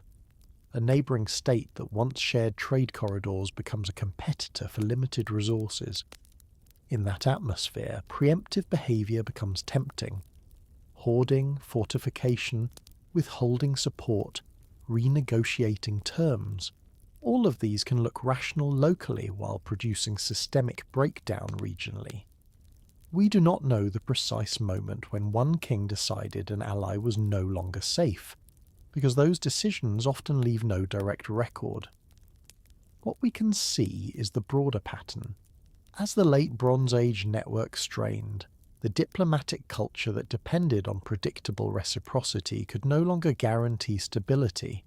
It could even accelerate distrust, because the forms remained while the substance vanished. Like a ritual performed after belief has gone, then comes the silent shift from cooperation to hoarding. Hoarding is not always a moral failure. It is often a rational response when you expect future scarcity, and you cannot trust the network to provide. In an interdependent system, hoarding is disastrous because it removes resources from circulation at exactly the moment circulation is needed to stabilize shortages. A port that holds grain for itself rather than exporting it may survive longer, but it destabilizes inland partners who depended on that grain, which can lead to violence that eventually threatens the port anyway. A palace that stockpiles metal and stops issuing it to workshops may preserve military capacity briefly, but it collapses craft production that supports the broader economy and social order. A ruler who withholds gifts may preserve prestige goods for internal cohesion, but signals weakness or hostility externally. The late phases of complex systems often involve this contraction of trust. People and institutions begin to treat their stores as private lifelines rather than as part of a shared flow. The network becomes a set of isolated caches, and once that happens, even if some routes remain physically open, they are no longer socially open. A road you do not trust is effectively closed. The realization is almost painfully simple. Trust is a resource, and it can run out. We often talk about resources as things you can weigh: grain, copper, timber, manpower. But trust is what allows those things to move without constant coercion. Trust reduces transaction costs. It allows planning. It allows specialization. It allows states to coordinate across distance without living in permanent paranoia. The late Bronze Age world invested heavily in trust through treaties, gift culture, diplomatic language, and the routine operation of trade. That investment produced centuries of connectivity and wealth. But it also meant that when the underlying conditions shifted, environmental stress, disruption of shipments, internal political strain, population movement, the trust fabric could fray quickly. And once frayed, repairing it required time, surplus, and credible enforcement, exactly the things that were becoming scarce. In that sense, the first collapse is informational because it is a collapse of expectations. People stop believing that the next message will be answered, that the next shipment will arrive, that the next alliance will hold. When that belief goes, the world does not instantly burn, but it becomes a different world. It becomes a world where security replaces reciprocity as the default language, because you cannot negotiate with uncertainty the way you negotiate with a neighbour, and once trust goes, security becomes the only language left. The moment when the system cannot feed you, and you realise that patience is not a strategy. When the system cannot feed you, what becomes the fastest form of income? In stable times, violence is expensive. It risks retaliation, injury, punishment, and the loss of future trade. In stable times, trade is usually the better bargain.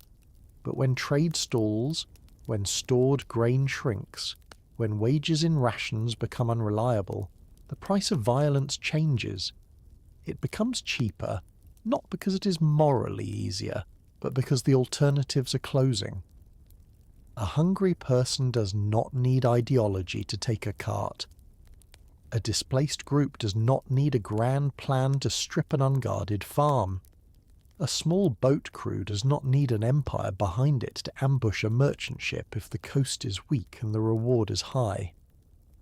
Disorder creates markets for violence, and the late Bronze Age Eastern Mediterranean, with its long coasts and narrow choke points, offered a geography where violence could become a business quickly once enforcement and trust thinned. We do not know the names of most raiders, because raiding is rarely written down by the people who do it.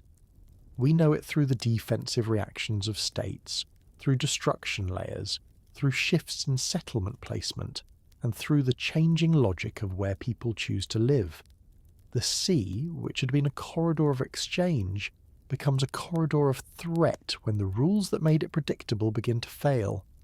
Coastal vulnerability in a trade-centered world is almost built in, because coasts are both opportunity and exposure. Ports concentrate goods. Goods attract thieves. The late Bronze Age trade system depended on ships carrying bulk and luxury cargo along routes that hugged coastlines, stopped at known harbours, and passed through narrow waters where geography funnels movement. In such a world, the coast is full of soft targets: warehouses, docks, anchored ships, small coastal villages that support maritime traffic, and roads that connect the port to inland storerooms. A strong state can protect these nodes through patrols, fortified ports, and the credible promise of retaliation. But when state capacity weakens, the same nodes become magnets for opportunistic violence. And because maritime travel is seasonal and weather-dependent, there are predictable windows when ships must pass and when harbours fill.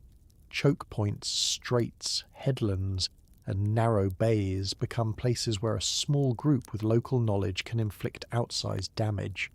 Even a single successful raid can produce fear beyond its immediate loss, because it makes every merchant wonder if the next voyage will be the one that fails. Fear changes behaviour faster than scarcity does. It shifts routes, delays departures, encourages hoarding, and reduces the flow of goods that might have stabilised the system. Raiding as a survival strategy is one of the most uncomfortable realities of collapse, because it refuses the neat categories of villain and victim. Raiding is not only conquest, It is not always the expression of an identity or a political program. Often it is a response to pressure, the violent cousin of migration and the desperate cousin of trade. In a stressed economy, the difference between a hungry group and a raiding group can be a single night without food. Some raiders may have been local communities turning to predation because their harvest failed and their access to exchange collapsed. Some may have been displaced groups already on the move, using violence to acquire supplies and leverage. Some may have been professional opportunists who realised that enforcement was weakening and that coastal goods were worth the risk. The Late Bronze Age does not allow us to map these categories cleanly, and we should not pretend it does. What we can say is that once a networked economy begins to fail, the incentives shift. The people who once could survive through wage labour, palace rations, seasonal exchange, or specialised craft may find those pathways closed. Violence becomes, for some, the fastest route to calories, livestock, or portable wealth. That does not mean violence is inevitable. It means that the structural conditions that normally suppress it, stable enforcement and reliable trade, are weakened. In that space, raiding can spread like a technique, because it works. When a strategy yields reward and faces little punishment, it multiplies. This is where the compounding effect becomes cruel. Insecurity reduces trade, which increases insecurity. A merchant who fears piracy avoids a route or delays travel. A delayed shipment increases scarcity at the destination. Scarcity increases desperation and encourages more raiding. More raiding increases fear and further reduces trade. This loop does not require a coordinated enemy. It requires only that insecurity reach a threshold where normal economic behaviour no longer feels safe. The Late Bronze Age trade system, built on trust and predictable enforcement, could tolerate some piracy and raiding, as most trade systems do, but not an escalating spiral in which enforcement is fragmented and multiple states are simultaneously weakened. The moment states start pulling resources inward to defend their own centres, the peripheries become exposed. The moment coastal patrols weaken, the sea becomes more dangerous. The moment the sea becomes dangerous, ports decline and inland polities lose access to essential goods. This feedback loop turns local violence into systemic stress. It is one of the mechanisms by which collapse accelerates without requiring a single dramatic initiating event. Archaeology provides indirect windows into this process through fortification patterns and abandonment signals in vulnerable zones. In some regions, settlements shift to more defensible locations, such as hilltops or inland positions away from easily raided coasts. Existing sites add walls, towers, and gate complexes, sometimes in hurried construction that suggests urgency rather than prestige. The distribution of destruction layers where they exist often clusters in zones that would be strategically important or vulnerable. Coastal cities, corridor settlements, and places that sit on trade routes. Yet the evidence is uneven, and that unevenness matters. Not every site shows fortification, and not every fortified site is responding specifically to piracy. Fortifications can respond to many threats, including internal conflict. Likewise, abandonment can reflect multiple pressures, not only violence. But when we see a pattern of coastal contraction, increased defensiveness, and the decline of certain trade-oriented settlements around the collapse window, it becomes plausible that insecurity at sea and along coasts was part of the pressure field. The key is that archaeology shows behaviour. People do not build walls for aesthetic reasons in periods of stress. They build them because they have stopped trusting the landscape to remain safe, and that loss of trust is a measurable shift, written into stone and settlement placement. A few successful raids can trigger a regional panic, because networks amplify risk perception. In a connected economy, a rumour travels faster than a ship. If one port is raided, other ports hear about it, and even if their own docks remain safe, their merchants begin to plan as if danger is everywhere. If one convoy is attacked, other convoys may delay, and delay in a tight supply system can be as damaging as the loss itself. States may respond to early raids by diverting troops to protect corridors, which weakens other frontiers. Local communities may respond by pulling inward, reducing openness to newcomers and increasing conflict at borders. Allies may interpret a partner's inability to protect its coast as a sign of weakness and reconsider cooperation. Panic changes resource allocation, and resource allocation changes outcomes. This is why violence in collapse periods is not only the physical act of taking, it is the informational shock that spreads through the system, reducing confidence in the future. In that sense, a small number of raids, if they hit symbolic or strategic targets, can have consequences far beyond their immediate material gain, because they undermine the collective expectation that trade routes are safe and that authorities can enforce order. The realization is not romantic, but it is clean. Violence spreads fastest where the system is already thin.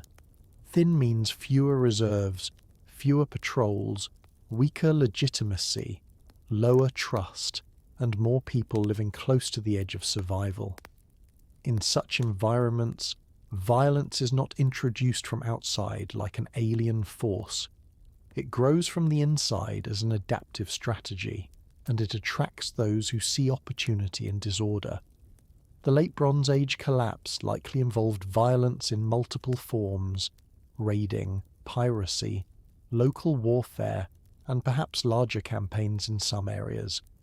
But we should resist the temptation to treat violence as the single master explanation, because violence is often the visible symptom of deeper structural weakness. The ground shows us burning and abandonment, but it also shows us continuity in some places and gradual transformation in others. Yet even violence is not the whole story. Destruction leaves signatures, and those signatures differ. Picture a moment when the evidence looks obvious and still refuses to explain itself. A city burns, the walls collapse, roof beams fall into rooms and turn into charcoal, pottery shatters where it stood. A layer forms in the ground that every archaeologist recognizes immediately, the dark band that says something happened quickly. It is tempting to treat that band as a sentence. It is tempting to say, this is the invasion, this is the final blow, this is the reason. But what does it mean when many cities burn and not for the same reason? Fire is one of the most dramatic things a settlement can leave behind, and that drama can trick us into thinking fire is also the clearest explanation. In reality, a burn layer is only a record of destruction, not a record of intent. It tells us that buildings were consumed at high temperature and that activity stopped abruptly enough for objects to be trapped in place. It does not tell us whether the fire began in a kitchen accident during crisis, in deliberate arson during war, in the aftermath of an earthquake that toppled lamps and ovens, or in an internal conflict where one faction burned another's storehouses. The Late Bronze Age collapse is full of burn layers across multiple regions, and that is part of why it has such a strong grip on the imagination. Yet the closer scholars look, the more the burn layers refuse to line up into one neat narrative. They cluster, but they do not synchronize perfectly. They appear in places that experienced very different political and ecological conditions. They sometimes coincide with rebuilding, sometimes with abandonment. And the differences matter because they tell us the collapse was not a single event sweeping like a wave. It was a period where many cities met their own endings through different pathways, while the broader system that once absorbed shocks was weakening. burn layers are events with many possible origins, and archaeology has developed careful methods to separate what can be separated. The basic signature of intense fire is similar everywhere: carbonized wood, ash, reddened mud brick, collapsed architecture, and a horizon where the material culture above changes sharply from the culture below. But the context around that signature can shift interpretation. If a settlement shows evidence of siege or assault, such as arrowheads embedded in walls, mass graves, or systematic destruction of defensive structures, warfare becomes more plausible. If a burn layer is concentrated in elite buildings while peripheral houses show less damage, internal revolt or targeted political violence might be considered. If the destruction pattern suggests sudden structural collapse, with walls fallen in consistent directions and crushed objects beneath them, an earthquake could be part of the story, especially in regions with known seismic activity. If a site shows multiple fires over time, rather than one terminal burn, that could suggest repeated episodes of instability rather than a single final event. Even the distribution of valuables matters. A household that had time to evacuate might remove precious metal and portable wealth, leaving behind bulky pottery and furniture.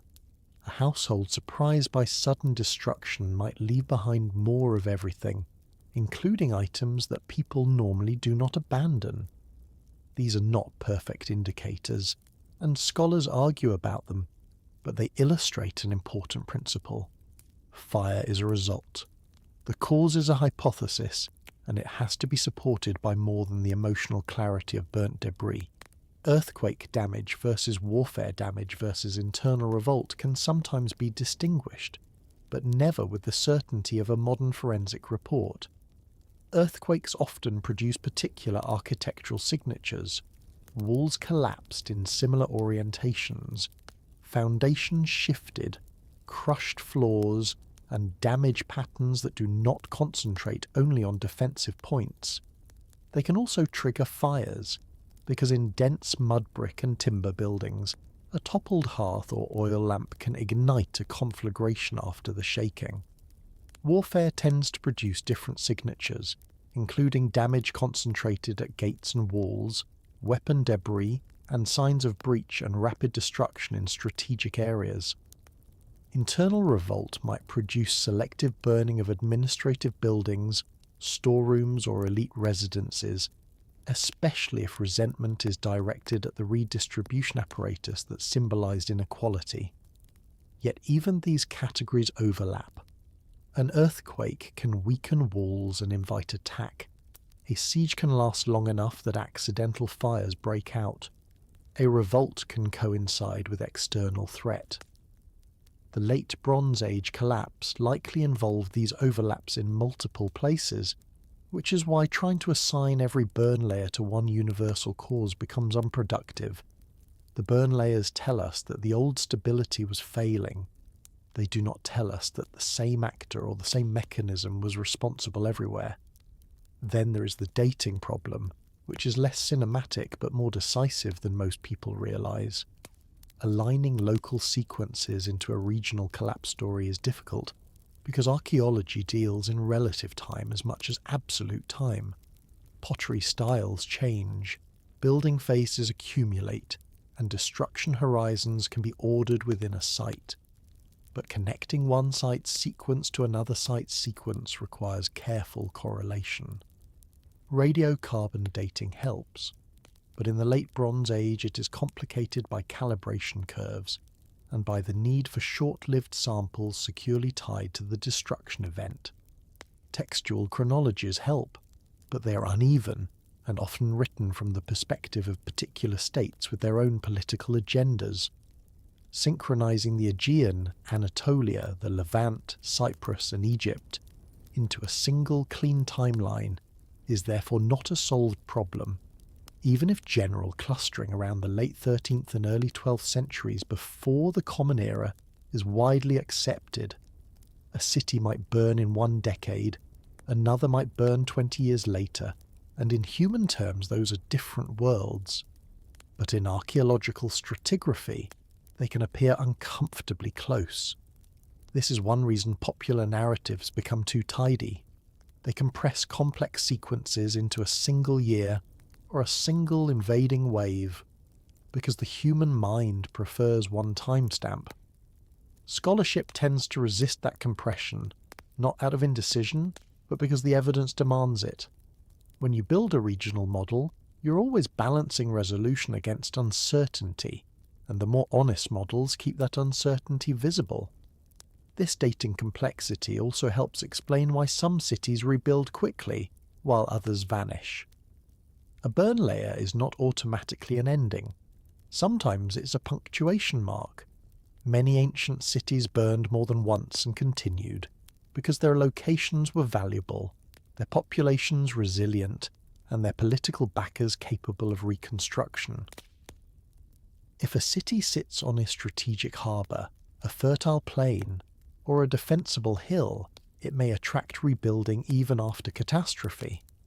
If its regional network remains intact enough to supply labour and materials, reconstruction can be rapid. If the political authority that governed it survives and needs that city, rebuilding becomes a priority. On the other hand, a city might vanish after burning if the conditions that made it viable are gone. If trade routes shift, if hinterlands are depopulated, if political authority collapses, if insecurity makes the location untenable, then rebuilding is not simply a matter of will. It is a matter of system capacity. The Late Bronze Age offers many examples where destruction is followed by a different settlement pattern, sometimes smaller, sometimes relocated, sometimes absent for centuries.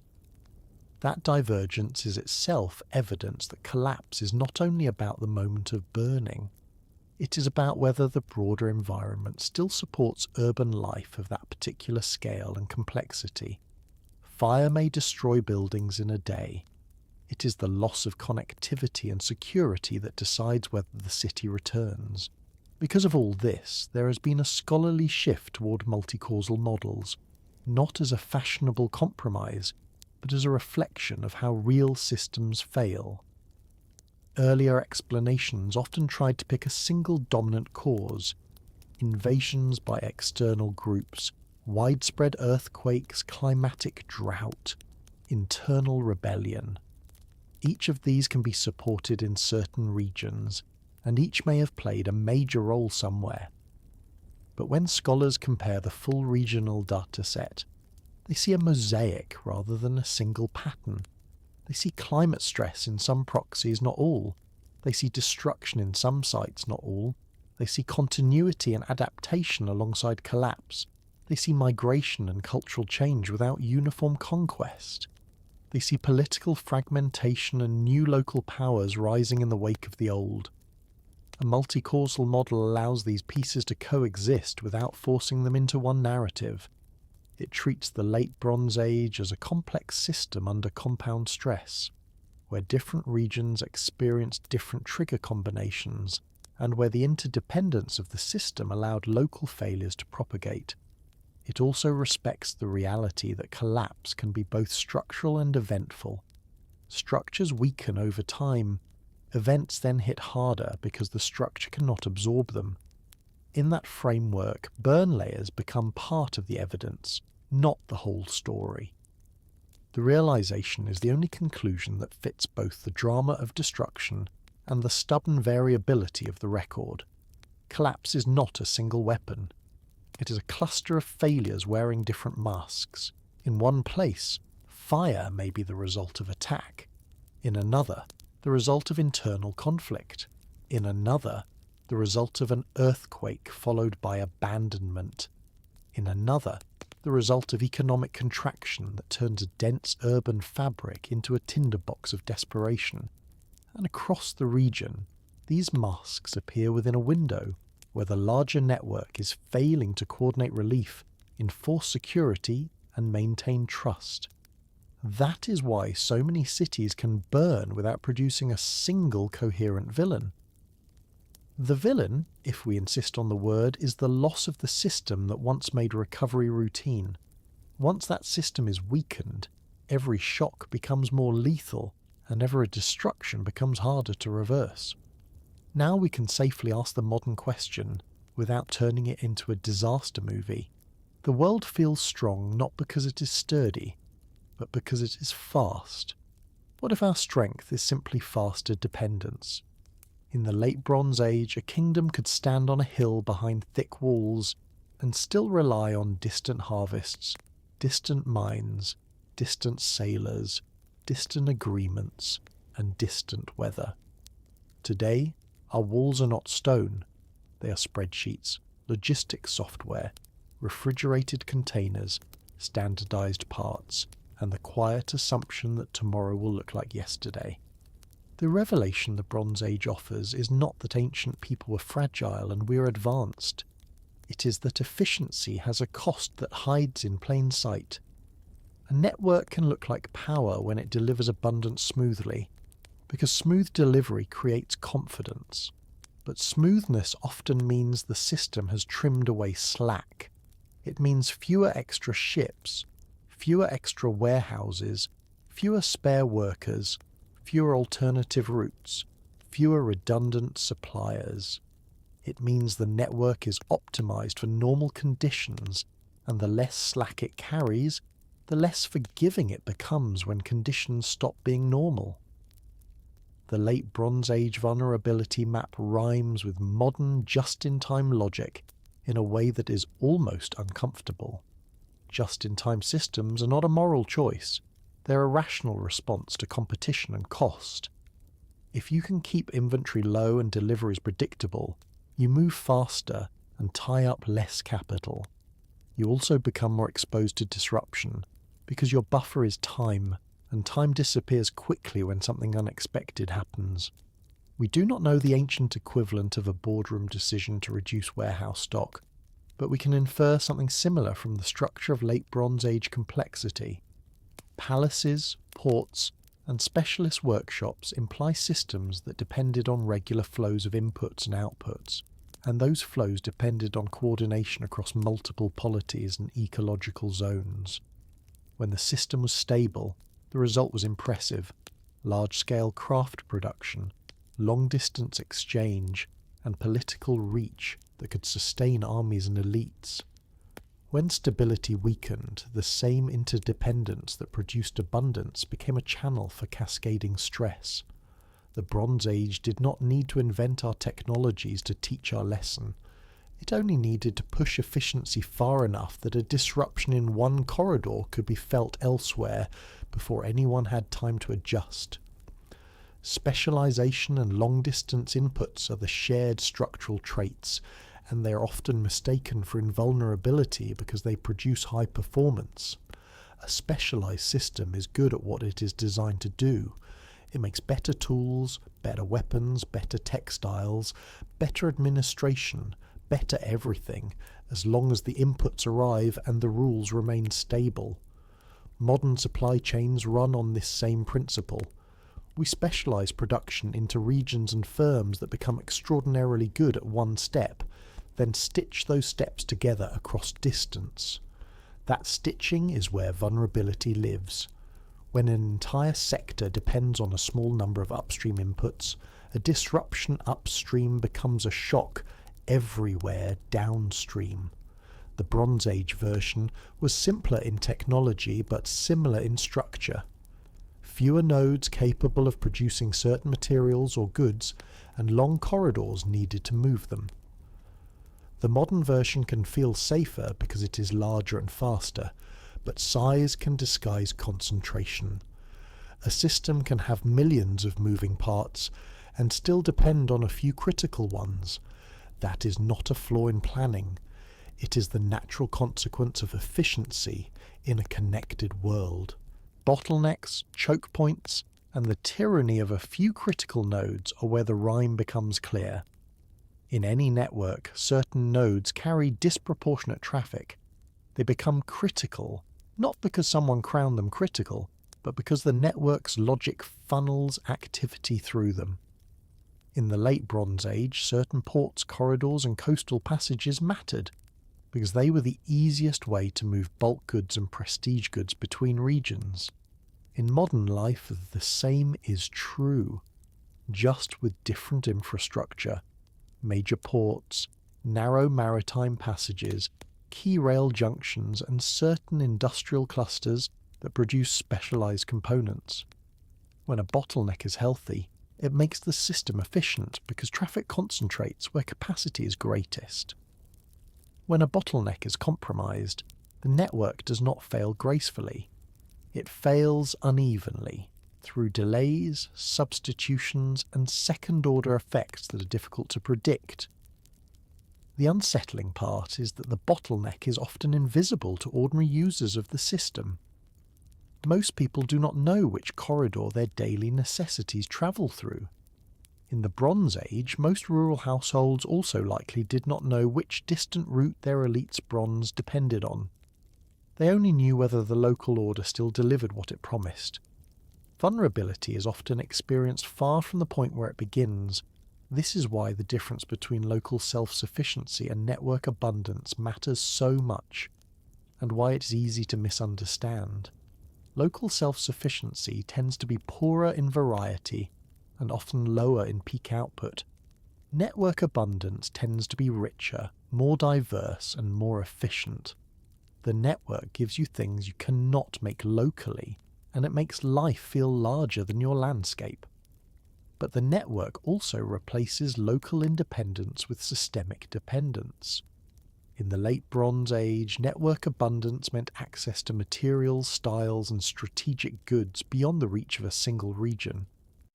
In modern life, network abundance means that a household can depend on goods and services originating far beyond its own capacity. The benefit is comfort and variety. The cost is that the failure mode changes. A locally self-sufficient household suffers when its own harvest fails. A network-dependent household suffers when coordination fails anywhere along the chain, even if the local situation is calm. This is not an argument for romantic self-sufficiency. It is an observation about trade-offs. Networks make life richer, and networks make life fragile in specific ways because they relocate risk. Minor disruptions cascade across sectors because systems share hidden dependencies. A delay in one input does not stay in its lane if that input is used in multiple industries, or if it ties up transport capacity, or if it triggers protective behaviour like hoarding, rerouting, or overordering. In modern supply chain science, this is sometimes discussed in terms of ripple effects and amplification, where initial shocks create larger downstream variability because actors react defensively under uncertainty. The Bronze Age version likely played out through different mechanisms, but the underlying principle is similar. When uncertainty rises, people and institutions stop behaving as if the network will stabilize itself. They stockpile, they withhold, they demand more security, they change routes, they renegotiate obligations, they extract harder from their local base to compensate for external unreliability. Each reaction makes local sense. Collectively, these reactions can degrade the very coordination that would have allowed recovery. A small disruption becomes a bigger one, not because the physical world worsens, but because the social world changes its expectations. Cascades are not only mechanical, they are behavioural. That is where the quiet terror of normal failing all at once actually comes from. It is not the shortage itself. It is the moment you realise that the routines you rely on are not laws of nature. They're agreements, capacities, habits, and coordination, and they can dissolve faster than you can replace them. The Late Bronze Age gives us a long, patient example of this because it shows multiple regions experiencing strain in overlapping windows, and it shows how interdependence can turn regional stress into systemic instability. Modern life is comfortable because the network is intact, not because it is invincible. The lesson is not to live in panic. The lesson is to remember what comfort is built on: buffers, redundancy, trust, and the ability of institutions to absorb shocks without forcing everyone into defensive behaviour. When those qualities thin out, systems do not always collapse with a single dramatic trigger. They can simply stop coordinating, and once coordination fails, even a wealthy, complex world can begin to behave like a much poorer one. But networks do not collapse only from shortages. They collapse when coordination fails socially. The shelves are not empty yet. The streets are not burning, and still something inside people changes. Why do humans become less rational exactly when rationality is most needed? Scarcity does not only reduce what is available, it compresses time in the mind. It makes every decision feel urgent, every unknown feel dangerous, every neighbour feel like a variable you can no longer model. In stable periods, complex societies run on slow assumptions. You assume the next delivery will arrive. You assume the authorities are competent enough to manage the common problems. You assume your community will behave within familiar limits, because it has before. Scarcity quietly erodes those assumptions. It makes the future feel shorter, and when the future feels shorter, long-term cooperation becomes harder to justify moment by moment. This is the paradox that collapse periods reveal with brutal clarity. The same cognitive skills that allow humans to build complex coordination, imagination, planning, trust, become the very channels through which fear spreads, because imagination does not only picture solutions, it pictures threats, especially when the system feels unstable. The revelation is that under scarcity, fear and rumour become coordination systems when institutions lose credibility. That is not poetry. It is a practical description of what happens when official information no longer predicts outcomes.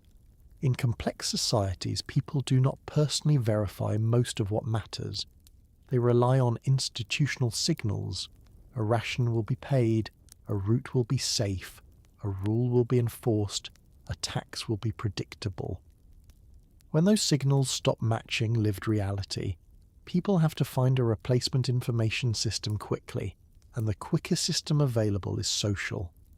Rumour spreads because it is adaptive. It is a low-cost way to update your behaviour under uncertainty. Even inaccurate rumours can be useful if they push you to take protective action in time. This is why societies under stress often become hypersensitive to stories, not because people become childish, but because they are doing rapid risk management with incomplete data. When you cannot trust the palace account, the official announcement, or the distant ally's promise, you start trusting the most immediate network you can sample: family, neighbours, travellers, the people who just came from the road. Those voices do not need to be correct to be influential. They only need to feel plausible enough to shift behaviour, and once behaviour shifts, the rumour becomes real in its effects. Panic buying and hoarding are ancient and modern behaviour because they are rooted in a simple logic. If the supply is uncertain, possessing the supply is safer than trusting the supply. The late Bronze Age did not have supermarkets, but it did have storerooms, jars, granaries, and the same human calculus around them. In any society where resources are stored and redistributed, stored goods become both lifeline and leverage. A household with extra grain can survive a bad season. It can also bargain, hire protection, pay obligations, or buy time. When uncertainty rises, people prefer goods that are tangible, portable, and convertible into survival. Hoarding does not begin as a social pathology. It begins as private insurance. The systemic problem is that private insurance removes goods from circulation, and circulation is what allows a network society to smooth local shortages. Once enough actors hoard, the shortage becomes self-amplifying. People observe hoarding, interpret it as evidence of worse scarcity to come, then hoard more. This is not because they are irrational. It is because they are responding to the most visible signal available, other people's behaviour. In that sense, panic is often a form of crowd-based forecasting, and it becomes accurate because it is acted upon. The shortage becomes real not only in the environment but in the social field. There is a moment in this process that matters more than the first missed delivery or the first bad harvest. It is the trust threshold, the point when official reassurance stops working. Complex societies depend on credibility, not only enforcement. If an authority can reassure you and you believe it, the authority buys time, and time is one of the most valuable resources in crisis. It allows for redistribution, negotiation, repair, rerouting, adaptation. But reassurance only works when past reassurance has matched outcomes often enough to maintain belief. Under repeated stress, credibility can fail suddenly. An announcement that once calmed people can begin to sound like denial. A promise that once felt stabilizing can feel like manipulation. The words do not change. The listener changes because experience has updated the perceived reliability of the speaker. Late Bronze Age palace systems, with their heavy dependence on predictable flows and controlled labour, were especially vulnerable to this threshold because their legitimacy was often performed through provisioning and coordination. When rationing becomes harsher, when obligations feel unbearable, when security cannot be guaranteed, the population begins to treat official statements as noise rather than guidance. At that point, institutions have lost more than supplies. They have lost their ability to shape expectation, and expectation is what prevents a society from sprinting into panic. Social fragmentation often follows, and it's important to name it without moral judgment. Social fragmentation is a practical adaptation, not only a moral failure. Under stable conditions, people can afford broad cooperation because the risks are low and the benefits are high. Under unstable conditions, broad cooperation becomes risky because you cannot predict who will reciprocate and who will exploit. So people narrow their circles. They rely on kin, close neighbours, shared language groups, trusted households, anyone whose behaviour they can model from long experience. This narrowing is not always pretty, but it is functional. It reduces the number of unknowns. It allows resources to be shared within a smaller trust network, where reputations are clearer and enforcement can be direct. In the late Bronze Age, the weakening of centralised systems would have encouraged this kind of localism. When palace governance falters, local leaders gain importance. When long-distance exchange becomes unreliable, local exchange becomes critical. When external threats rise, people cluster around familiar protection. Fragmentation can therefore be both survival and transformation. It can produce new community forms, new settlement patterns, new alliances that are smaller but more robust. From a state perspective, this looks like disorder. From a household perspective, it can look like the only remaining rational strategy. At the same time, scarcity pushes the mind towards simplification, and this is where identity and blame enter as cognitive tools. In chaos, cause is complex and distributed. No single person can track all variables, so people use narrative compression. They search for a story that makes the chaos legible. Identity categories become attractive because they are quick. They separate the world into us and them, loyal and disloyal, deserving and undeserving, insiders and outsiders.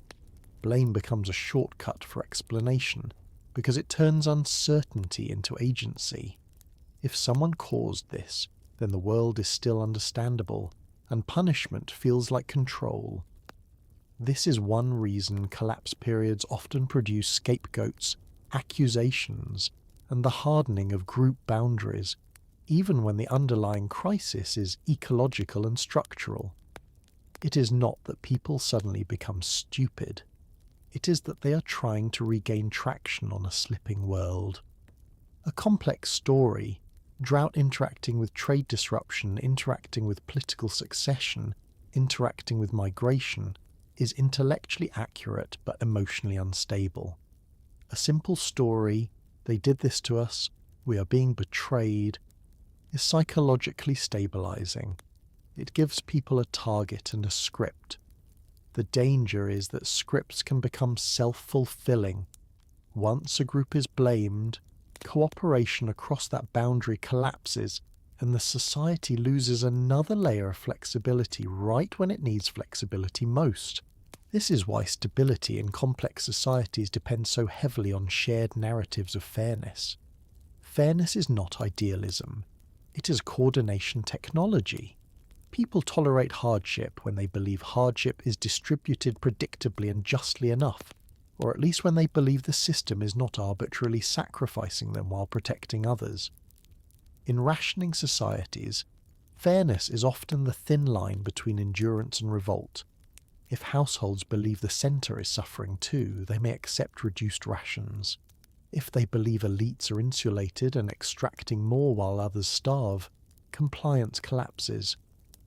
Even small signals of unfairness can trigger disproportionate anger during scarcity because scarcity heightens sensitivity to loss. When you have plenty, a slight imbalance is irritating. When you have little, the same imbalance is existential. Late Bronze Age palace economies, built on extraction and redistribution, depended on an implicit bargain, obligations in exchange for security and provisioning. When provisioning fails and obligations remain, the bargain becomes visible as exploitation. That perception can matter as much as the material shortfall, because it changes willingness to cooperate. At that point, people do not only measure grain, they measure dignity, and dignity is not a luxury. It is a condition for social compliance. The realization, then, is quiet and unsettling. In collapse, people do not only lose goods, they lose belief that the system is real. Not real in the sense that buildings vanish. Real in the sense that the system's promises still map onto the world. When that mapping breaks, society becomes a set of individual risk calculations rather than a shared project. People stop acting as nodes in a coordinated network and start acting as isolated families, factions, or local groups seeking safety. Rumour replaces official information, hoarding replaces circulation, blame replaces analysis, fragmentation replaces broad cooperation. None of these behaviours are mysteries. They are predictable human responses to uncertainty and stress. The tragedy is that they can accelerate collapse by degrading coordination, and coordination is the one thing complex societies cannot replace quickly. Which leads to the most fragile layer of all, governance. Picture this. A crown is not a symbol, but a schedule. What is a state, if not a machine that turns shipments into legitimacy? The moment you take away the romance of kingship, you begin to see governance as a form of organised movement. Grain moves from field to storehouse. Labour moves from household to project. Decisions move from centre to periphery. Protection moves toward borders. Punishment moves toward those who refuse the rules. A state is the promise that these movements will be predictable enough that ordinary life can be planned. In the late Bronze Age, this was not an abstract theory. It was built into the daily functioning of palace economies and into the survival strategies of rulers who understood, often intuitively, that authority lives or dies in the space between expectation and delivery. When deliveries fail, you can still have a king, a palace, a set of officials, and a vocabulary of power. But the substance that makes those things meaningful begins to thin. People do not obey forever because you inherited a title. They obey because the title still produces outcomes. The revelation here is simple and heavy. Late Bronze Age rulers often survived by managing grain, labour and security. When logistics failed, authority thinned. We can see the logistical nature of rule in administrative archives, ration lists, workforce records, and the architecture of storage itself. Storerooms are political structures. They are the physical expression of a state's capacity to collect and redistribute.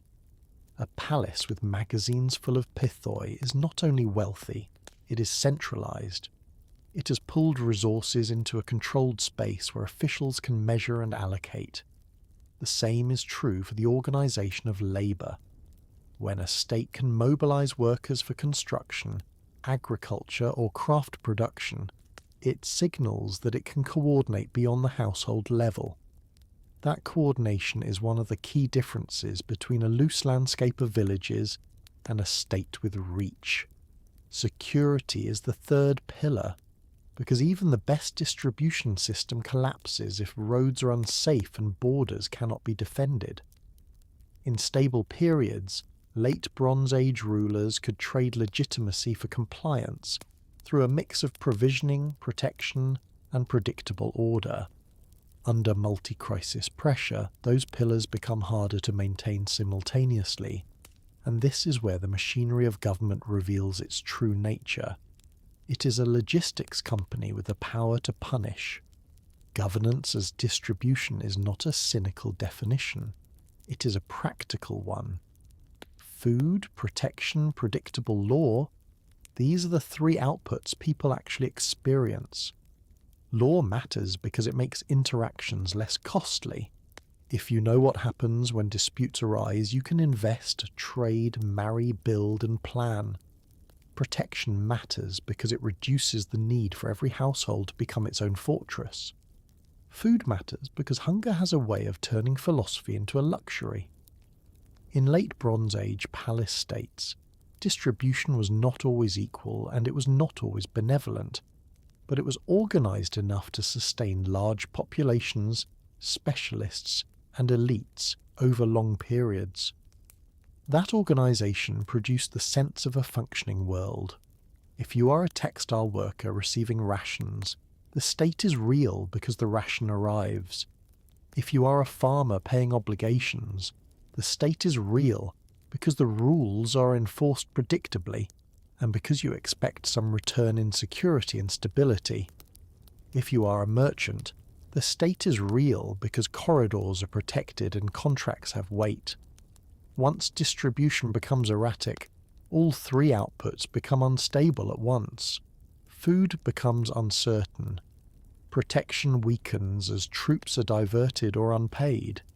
Law becomes less predictable as local power fills gaps. The state does not disappear in a single day. It becomes less convincing. Administrative overload during multi-crisis periods is one of the least dramatic and most decisive failure modes. Bureaucracies are designed for routine. They can stretch during emergencies, but they stretch by consuming more information, more labour, more time, and more trust. In a multi-crisis period, drought signals, trade disruption, insecurity, migration, internal political tension, the number of decisions that must be made increases sharply while the quality of information declines. Officials receive conflicting reports. Local leaders exaggerate needs or hide resources. Merchants promise deliveries they cannot guarantee. Couriers are delayed. The centre tries to respond with more orders, more requisitions, more counting, more seals, more enforcement. But the act of administration itself becomes harder because the administrative capacity depends on the same flows that are failing. Scribes must be fed. Messengers must be paid. Guards must be provisioned. Storage must be protected. When the system is stressed, every additional administrative task competes with survival tasks, and the bureaucracy can begin to choke on its own attempt to remain in control. This is how a government can become louder and less effective at the same time. It issues more commands precisely because reality is slipping away. and those commands begin to feel detached from lived conditions. This detachment is not merely annoying, it is politically fatal, because it signals that the centre no longer understands the periphery. When supply fails, the temptation toward coercion rises, because coercion is the quickest substitute for trust. If you cannot persuade people that the system will provide, you can still compel them to contribute, at least briefly. You can increase requisitions. You can enforce labour obligations more harshly. You can punish hoarding. You can restrict movement. You can seize supplies. These actions can produce short-term stabilisation for the centre, and in some cases they may have been necessary to prevent immediate collapse. But coercion has a cost that grows quickly under scarcity. It accelerates resentment. It encourages evasion and flight. It makes officials targets. It pushes local communities to hide resources rather than cooperate.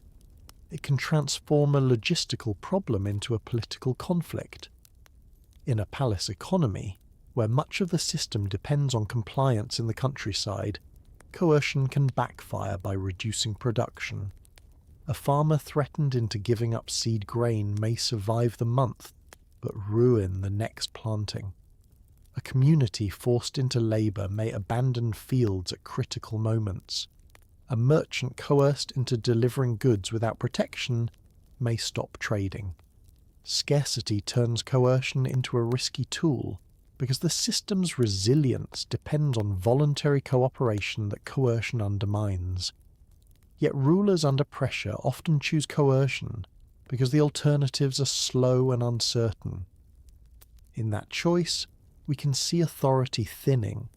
It shifts from being an organising principle that people accept to being a force that people endure, and endured authority is fragile. The collapse of taxation when production collapses is the mechanical heart of state failure. Taxation is not only money. In many ancient systems it is grain, livestock, labour and commodities. It is the extraction of surplus from production. If production shrinks, surplus shrinks first. Households will protect subsistence before they pay obligations, especially when they lose faith in reciprocity. If the state responds by extracting subsistence itself, it can trigger famine, revolt, or flight, which further reduces production. This is a trap that states rarely escape gracefully. When the late Bronze Age system strained, it likely experienced versions of this trap in multiple regions. Palace redistribution systems assume that the countryside produces enough to feed both itself and the administrative and military apparatus above it. When yields decline or when security costs rise, the countryside may no longer be able or willing to carry that burden. The state can attempt to tighten collection, but tightening collection in a stressed production base is like tightening a rope that is already fraying. Eventually the rope breaks, and when it breaks, the state loses the ability to pay its own specialists and defenders. At that point, governance becomes performative in the empty sense. The forms remain, but the capacity does not. This is why rebuilding after collapse often requires smaller, simpler systems first. When large-scale coordination fails, it does not immediately reappear, because it depends on trust, surplus and stable enforcement, and those take time. Post-collapse landscapes often show a retreat from centralised palaces to smaller centres, local strongholds, village-level organisation, and more flexible forms of authority. In the Eastern Mediterranean after the Late Bronze Age, many regions moved into what later historians call the Early Iron Age, a period marked in some places by reduced long-distance trade, smaller settlements, and new political forms that were less centralised at first. This is not because people forgot how to build palaces. It is because rebuilding a complex logistical state requires conditions that are hard to restore immediately. You need safe routes. You need predictable harvests. You need a population willing to be counted and taxed again. You need elites capable of coordinating without being immediately undermined by rivals. Smaller systems can function in unstable conditions because they require less overhead and can adapt locally. Only after stability returns can larger networks and more elaborate bureaucracies grow again. This is not a linear ladder of progress. It is a rhythm of contraction and re-expansion tied to the capacity to coordinate. The realization, then, is one of the most sobering truths archaeology gives us. Authority is not an idea. It is performance under pressure. A ruler can claim divine favour, ancient lineage, and legal right. But if grain does not arrive, roads are not safe, and disputes not resolved, legitimacy drains away. People do not need to philosophize about the state to withdraw their cooperation. They simply begin acting as if the state is not there, and in that behaviour the state ceases to exist in practical terms. In the late Bronze Age we can watch this thinning through the disappearance of administrative writing in some places, the contraction of palace industries, the shifting of settlement patterns, and the replacement of centralised redistribution with local survival strategies. The collapse of governance is not always a coup. It can be the slow loss of capability, the gradual mismatch between what the centre promises and what it can deliver, until the promise becomes background noise. After the performance fails, the world does not end. It changes shape. The silence after collapse is not silence at all. It is only the absence of one kind of voice. What if collapse is just the moment history stops being written in one language? The late Bronze Age ends, and for a while, the archives thin, the palaces stop producing their familiar paperwork, and the old diplomatic network loses its shared rhythm. From far away, especially if you're looking for continuous texts and uninterrupted monumental building that can look like darkness. But the ground does not go dark. The ground stays busy. People continue to build, move, trade, argue, marry, plant, defend, and improvise. What changes is the scale and the visibility. The old world had a habit of writing itself down through centralised institutions that produced records in recognisable formats. And when those institutions fall apart, the story becomes harder to read. Not because nothing happens, but because what happens is no longer being compressed into a single administrative language that modern scholarship can follow with the same ease. The silence, in other words, is partly an archival illusion. And archaeology, patiently, keeps reminding us that the long dark is full of footsteps. The revelation is that after the late Bronze Age collapse, new political forms and new technologies spread into the space left behind. Not overnight, not everywhere, and not in a clean line. The collapse breaks long-distance coordination and weakens the capacity of palatial centres to impose uniformity. Into that space, smaller powers rise, local economies reorganise, and new networks form that do not simply recreate the old. The Eastern Mediterranean in the early Iron Age is not a blank page. It is a page written in smaller handwriting, sometimes in different scripts, sometimes in different materials, and often in ways that do not survive as easily as palace archives baked by catastrophe. We do not know for certain what it felt like to live through the transition, because most of the people who experienced it did not leave diaries. But the evidence suggests that for many communities, collapse was not the end of life. It was the end of one kind of dependence and the beginning of another kind of adaptation. The old grand system had provided network abundance. The new world required local competence. Regionalization is one of the most consistent patterns, and it is easy to misunderstand it as mere decline. Regionalization means that smaller polities replace palace networks. Authority becomes more local, sometimes centered on fortified towns, sometimes on kin-based leadership, sometimes on emerging city-states that will later become significant. Trade corridors that once linked many regions contract, and local exchange becomes more important. Material culture becomes more varied from place to place, not because people forgot how to make things, but because uniformity was often an artifact of centralized redistribution and international elites sharing styles. When that elite system breaks, local preferences and local constraints shape what is produced. In some areas, we see the rise of new coastal and inland centres that were marginal in the late Bronze Age but become prominent afterward, precisely because they are better positioned for the new environment, more defensible, more locally supplied, less dependent on palace-scale overhead. This is not a moral story about small being better. It is a structural story about what survives when coordination shrinks. Smaller polities can function with shorter lines of trust and simpler administration.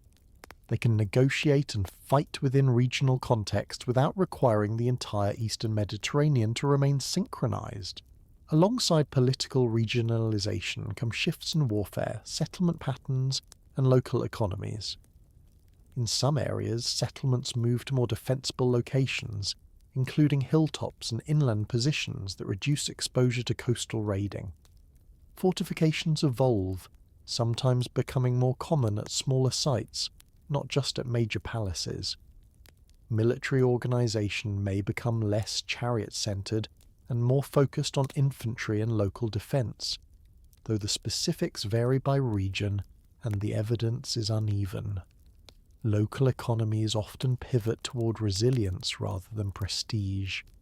Instead of producing goods primarily for palace redistribution or long-distance elite exchange, communities emphasize what can be sustained locally: mixed agriculture, herding, craft production tied to regional markets. In some places, new patterns of iron use begin to appear more broadly, not because iron instantly replaces bronze everywhere, but because iron technology diffuses into a world where old supply chains for bronze inputs are less reliable. Iron is not magically easier. Early iron working is complex and variable, but it can be developed using more widely available ores in some regions, reducing dependence on distant tin. The result is not a sudden technological revolution. It is a gradual reshaping of what is strategically possible when networks change. One of the most emotionally powerful shifts, though it is less visible in a museum case, is what happens to writing. Writing systems change, shrink, or reappear later in new forms. In some areas, the palatial scripts and administrative habits that generated large archives disappear with the institutions that needed them. Linear B vanishes with the Mycenaean palaces, not necessarily because the knowledge of writing is impossible to preserve, but because the social machinery that made writing routine collapses. Writing is expensive. It requires training, materials, and institutions that value record-keeping. When society reorganizes into smaller, more local units, the need for large-scale bureaucratic writing can diminish, and so can the incentive to maintain scribal schools. Yet writing does not die as human capacity. In the Levant and surrounding regions, alphabetic writing systems that are simpler to learn and adapt spread and take new roles, eventually becoming foundational for later literate cultures. The Long Dark is therefore not the death of writing everywhere. It is a redistribution of literacy, a change in what writing is used for, and a shift in which scripts survive. History stops being written in one language because the old administrative language is no longer the main channel of power. New forms of authority bring new forms of record. Adaptation is the default human behaviour after disruption, and archaeology is essentially the science of seeing that adaptation in slow motion. People reuse ruins. They build smaller houses inside the footprints of older monumental structures. They salvage stone and timber. They change diets based on what is available. They reroute trade through safer corridors. They renegotiate social contracts locally. They form new alliances. They test new technologies. They do not wait for recovery as if it were a policy announcement. They live forward. This matters because it corrects a common misconception about collapse, that it produces a vacuum. Vacuums do not exist in human landscapes. What collapses is a particular pattern of coordination. The space is immediately filled by new patterns, some improvised, some inherited, some opportunistic, some surprisingly creative. The Late Bronze Age collapse is therefore not only a tragedy of loss, it is also a laboratory of reformation, where we can see how societies reassemble when the old glue dissolves. Recovery is uneven and cannot be forced into a single curve, and this is one of the hardest truths for modern minds that love charts. Some regions rebound quickly, others experience long periods of lower population density and smaller scale organisation. Some areas maintain more continuity of settlement than others.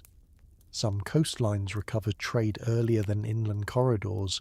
Some communities benefit from the weakening of old powers and rise into prominence. Others are permanently reduced.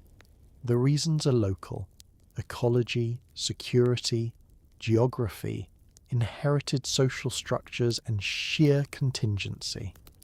This unevenness is not noise. It is the reality of collapse and reformation. The phrase, the Greek Dark Age, for example, is now treated with more caution in scholarship precisely because the darkness depends on what evidence survives and what questions you ask. A decline in palace archives does not necessarily equal a decline in human complexity. It may equal a change in how complexity is organised and recorded. The more we look, the more we find variation, and variation is the signature of a world no longer disciplined by a single system-wide standard. The realization that settles from this is not triumphal. It is quietly practical.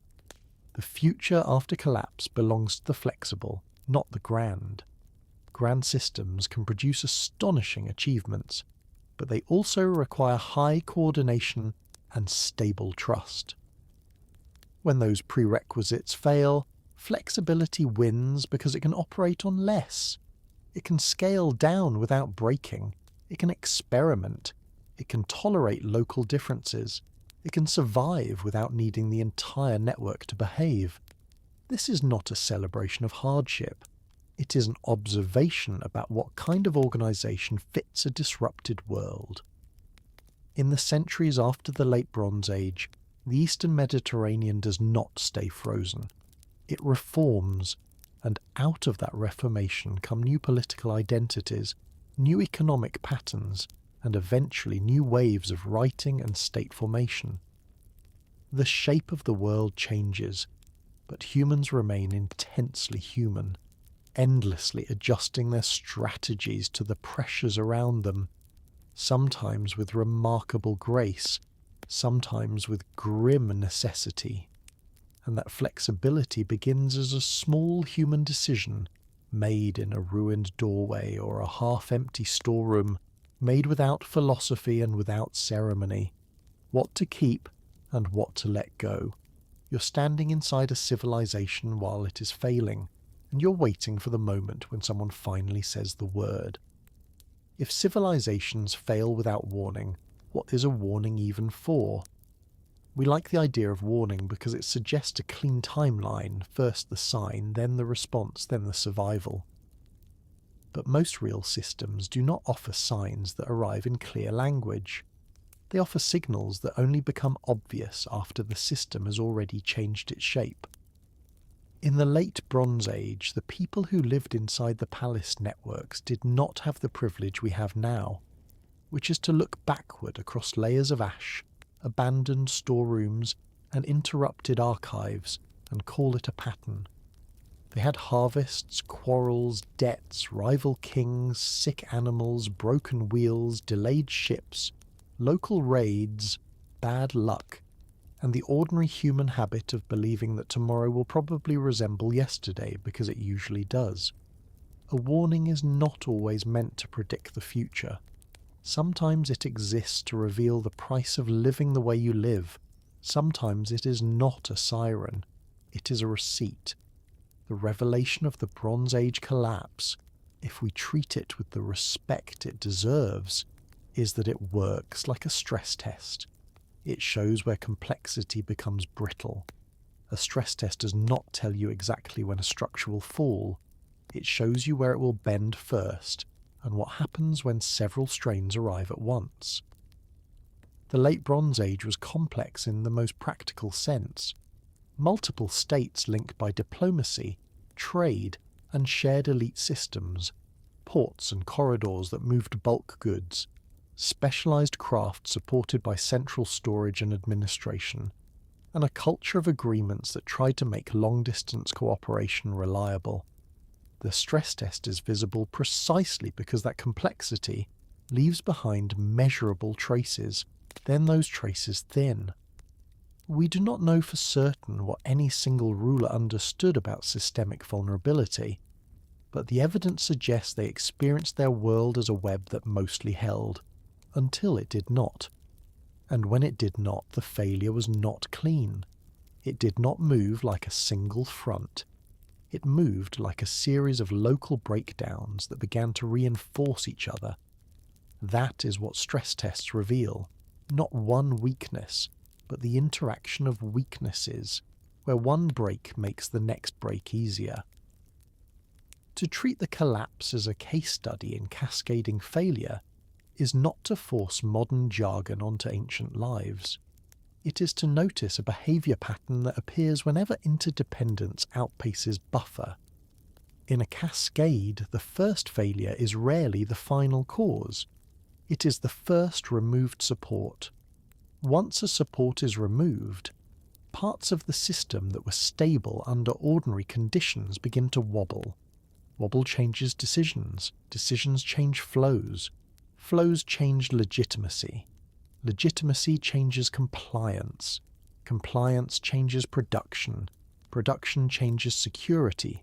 Security changes mobility. Mobility changes conflict. Conflict changes trade. Trade changes provisioning. Provisioning changes legitimacy again. You can follow the circle without needing a single villain.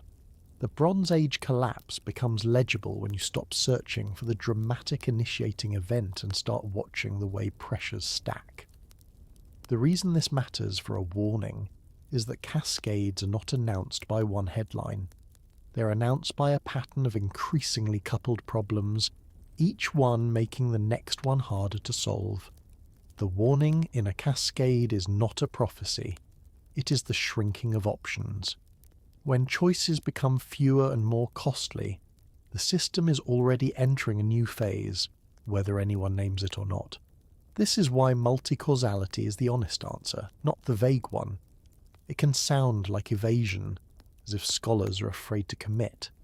But multi-causality, when done properly, is not a shrug. It is a map. It identifies distinct pressure categories and shows how they can converge in different local combinations, environmental variability affecting yields, insecurity affecting movement and exchange, political instability affecting decision-making and alliance reliability, economic disruption affecting specialized production and redistribution, demographic movement shifting labor, conflict and settlement choices. In a multi-causal model, each factor is measured through different evidence streams and none is allowed to become a universal master key. That is not vagueness. That is discipline. It is also closer to how real societies work. A palace does not fail because of drought in the abstract. It fails because a sequence of harvest outcomes collides with storage policy, extraction demands, local compliance, border security, and the credibility of the centre. A trade route does not fail because of piracy in the abstract. It fails because enforcement weakens, because fear shifts behaviour, because insurance mechanisms collapse, because local actors adapt, because the cost of moving goods changes. When scholars refuse to collapse these layers into one story, they are not making the past less meaningful. They are making it more usable, because they are showing where systems actually break. in interactions, not in slogans. Prediction and preparedness are not the same skill, and this is where the modern lesson becomes sharp without becoming theatrical. Prediction is the desire to know the exact event, the exact year, the exact sequence, so you can say you saw it coming. Preparedness is the ability to absorb shocks, even when you cannot name them in advance. The Late Bronze Age gives us an uncomfortable truth. Even if someone had predicted a specific threat, a drought phase, a hostile coalition, a disruption at sea, prediction alone would not have saved the system unless the system had the capacity to respond flexibly. Preparedness lives in buffers, redundancy, and trust, and in institutions that can change course without breaking their own legitimacy. It also lives in the ability to distribute pain without destroying the social contract.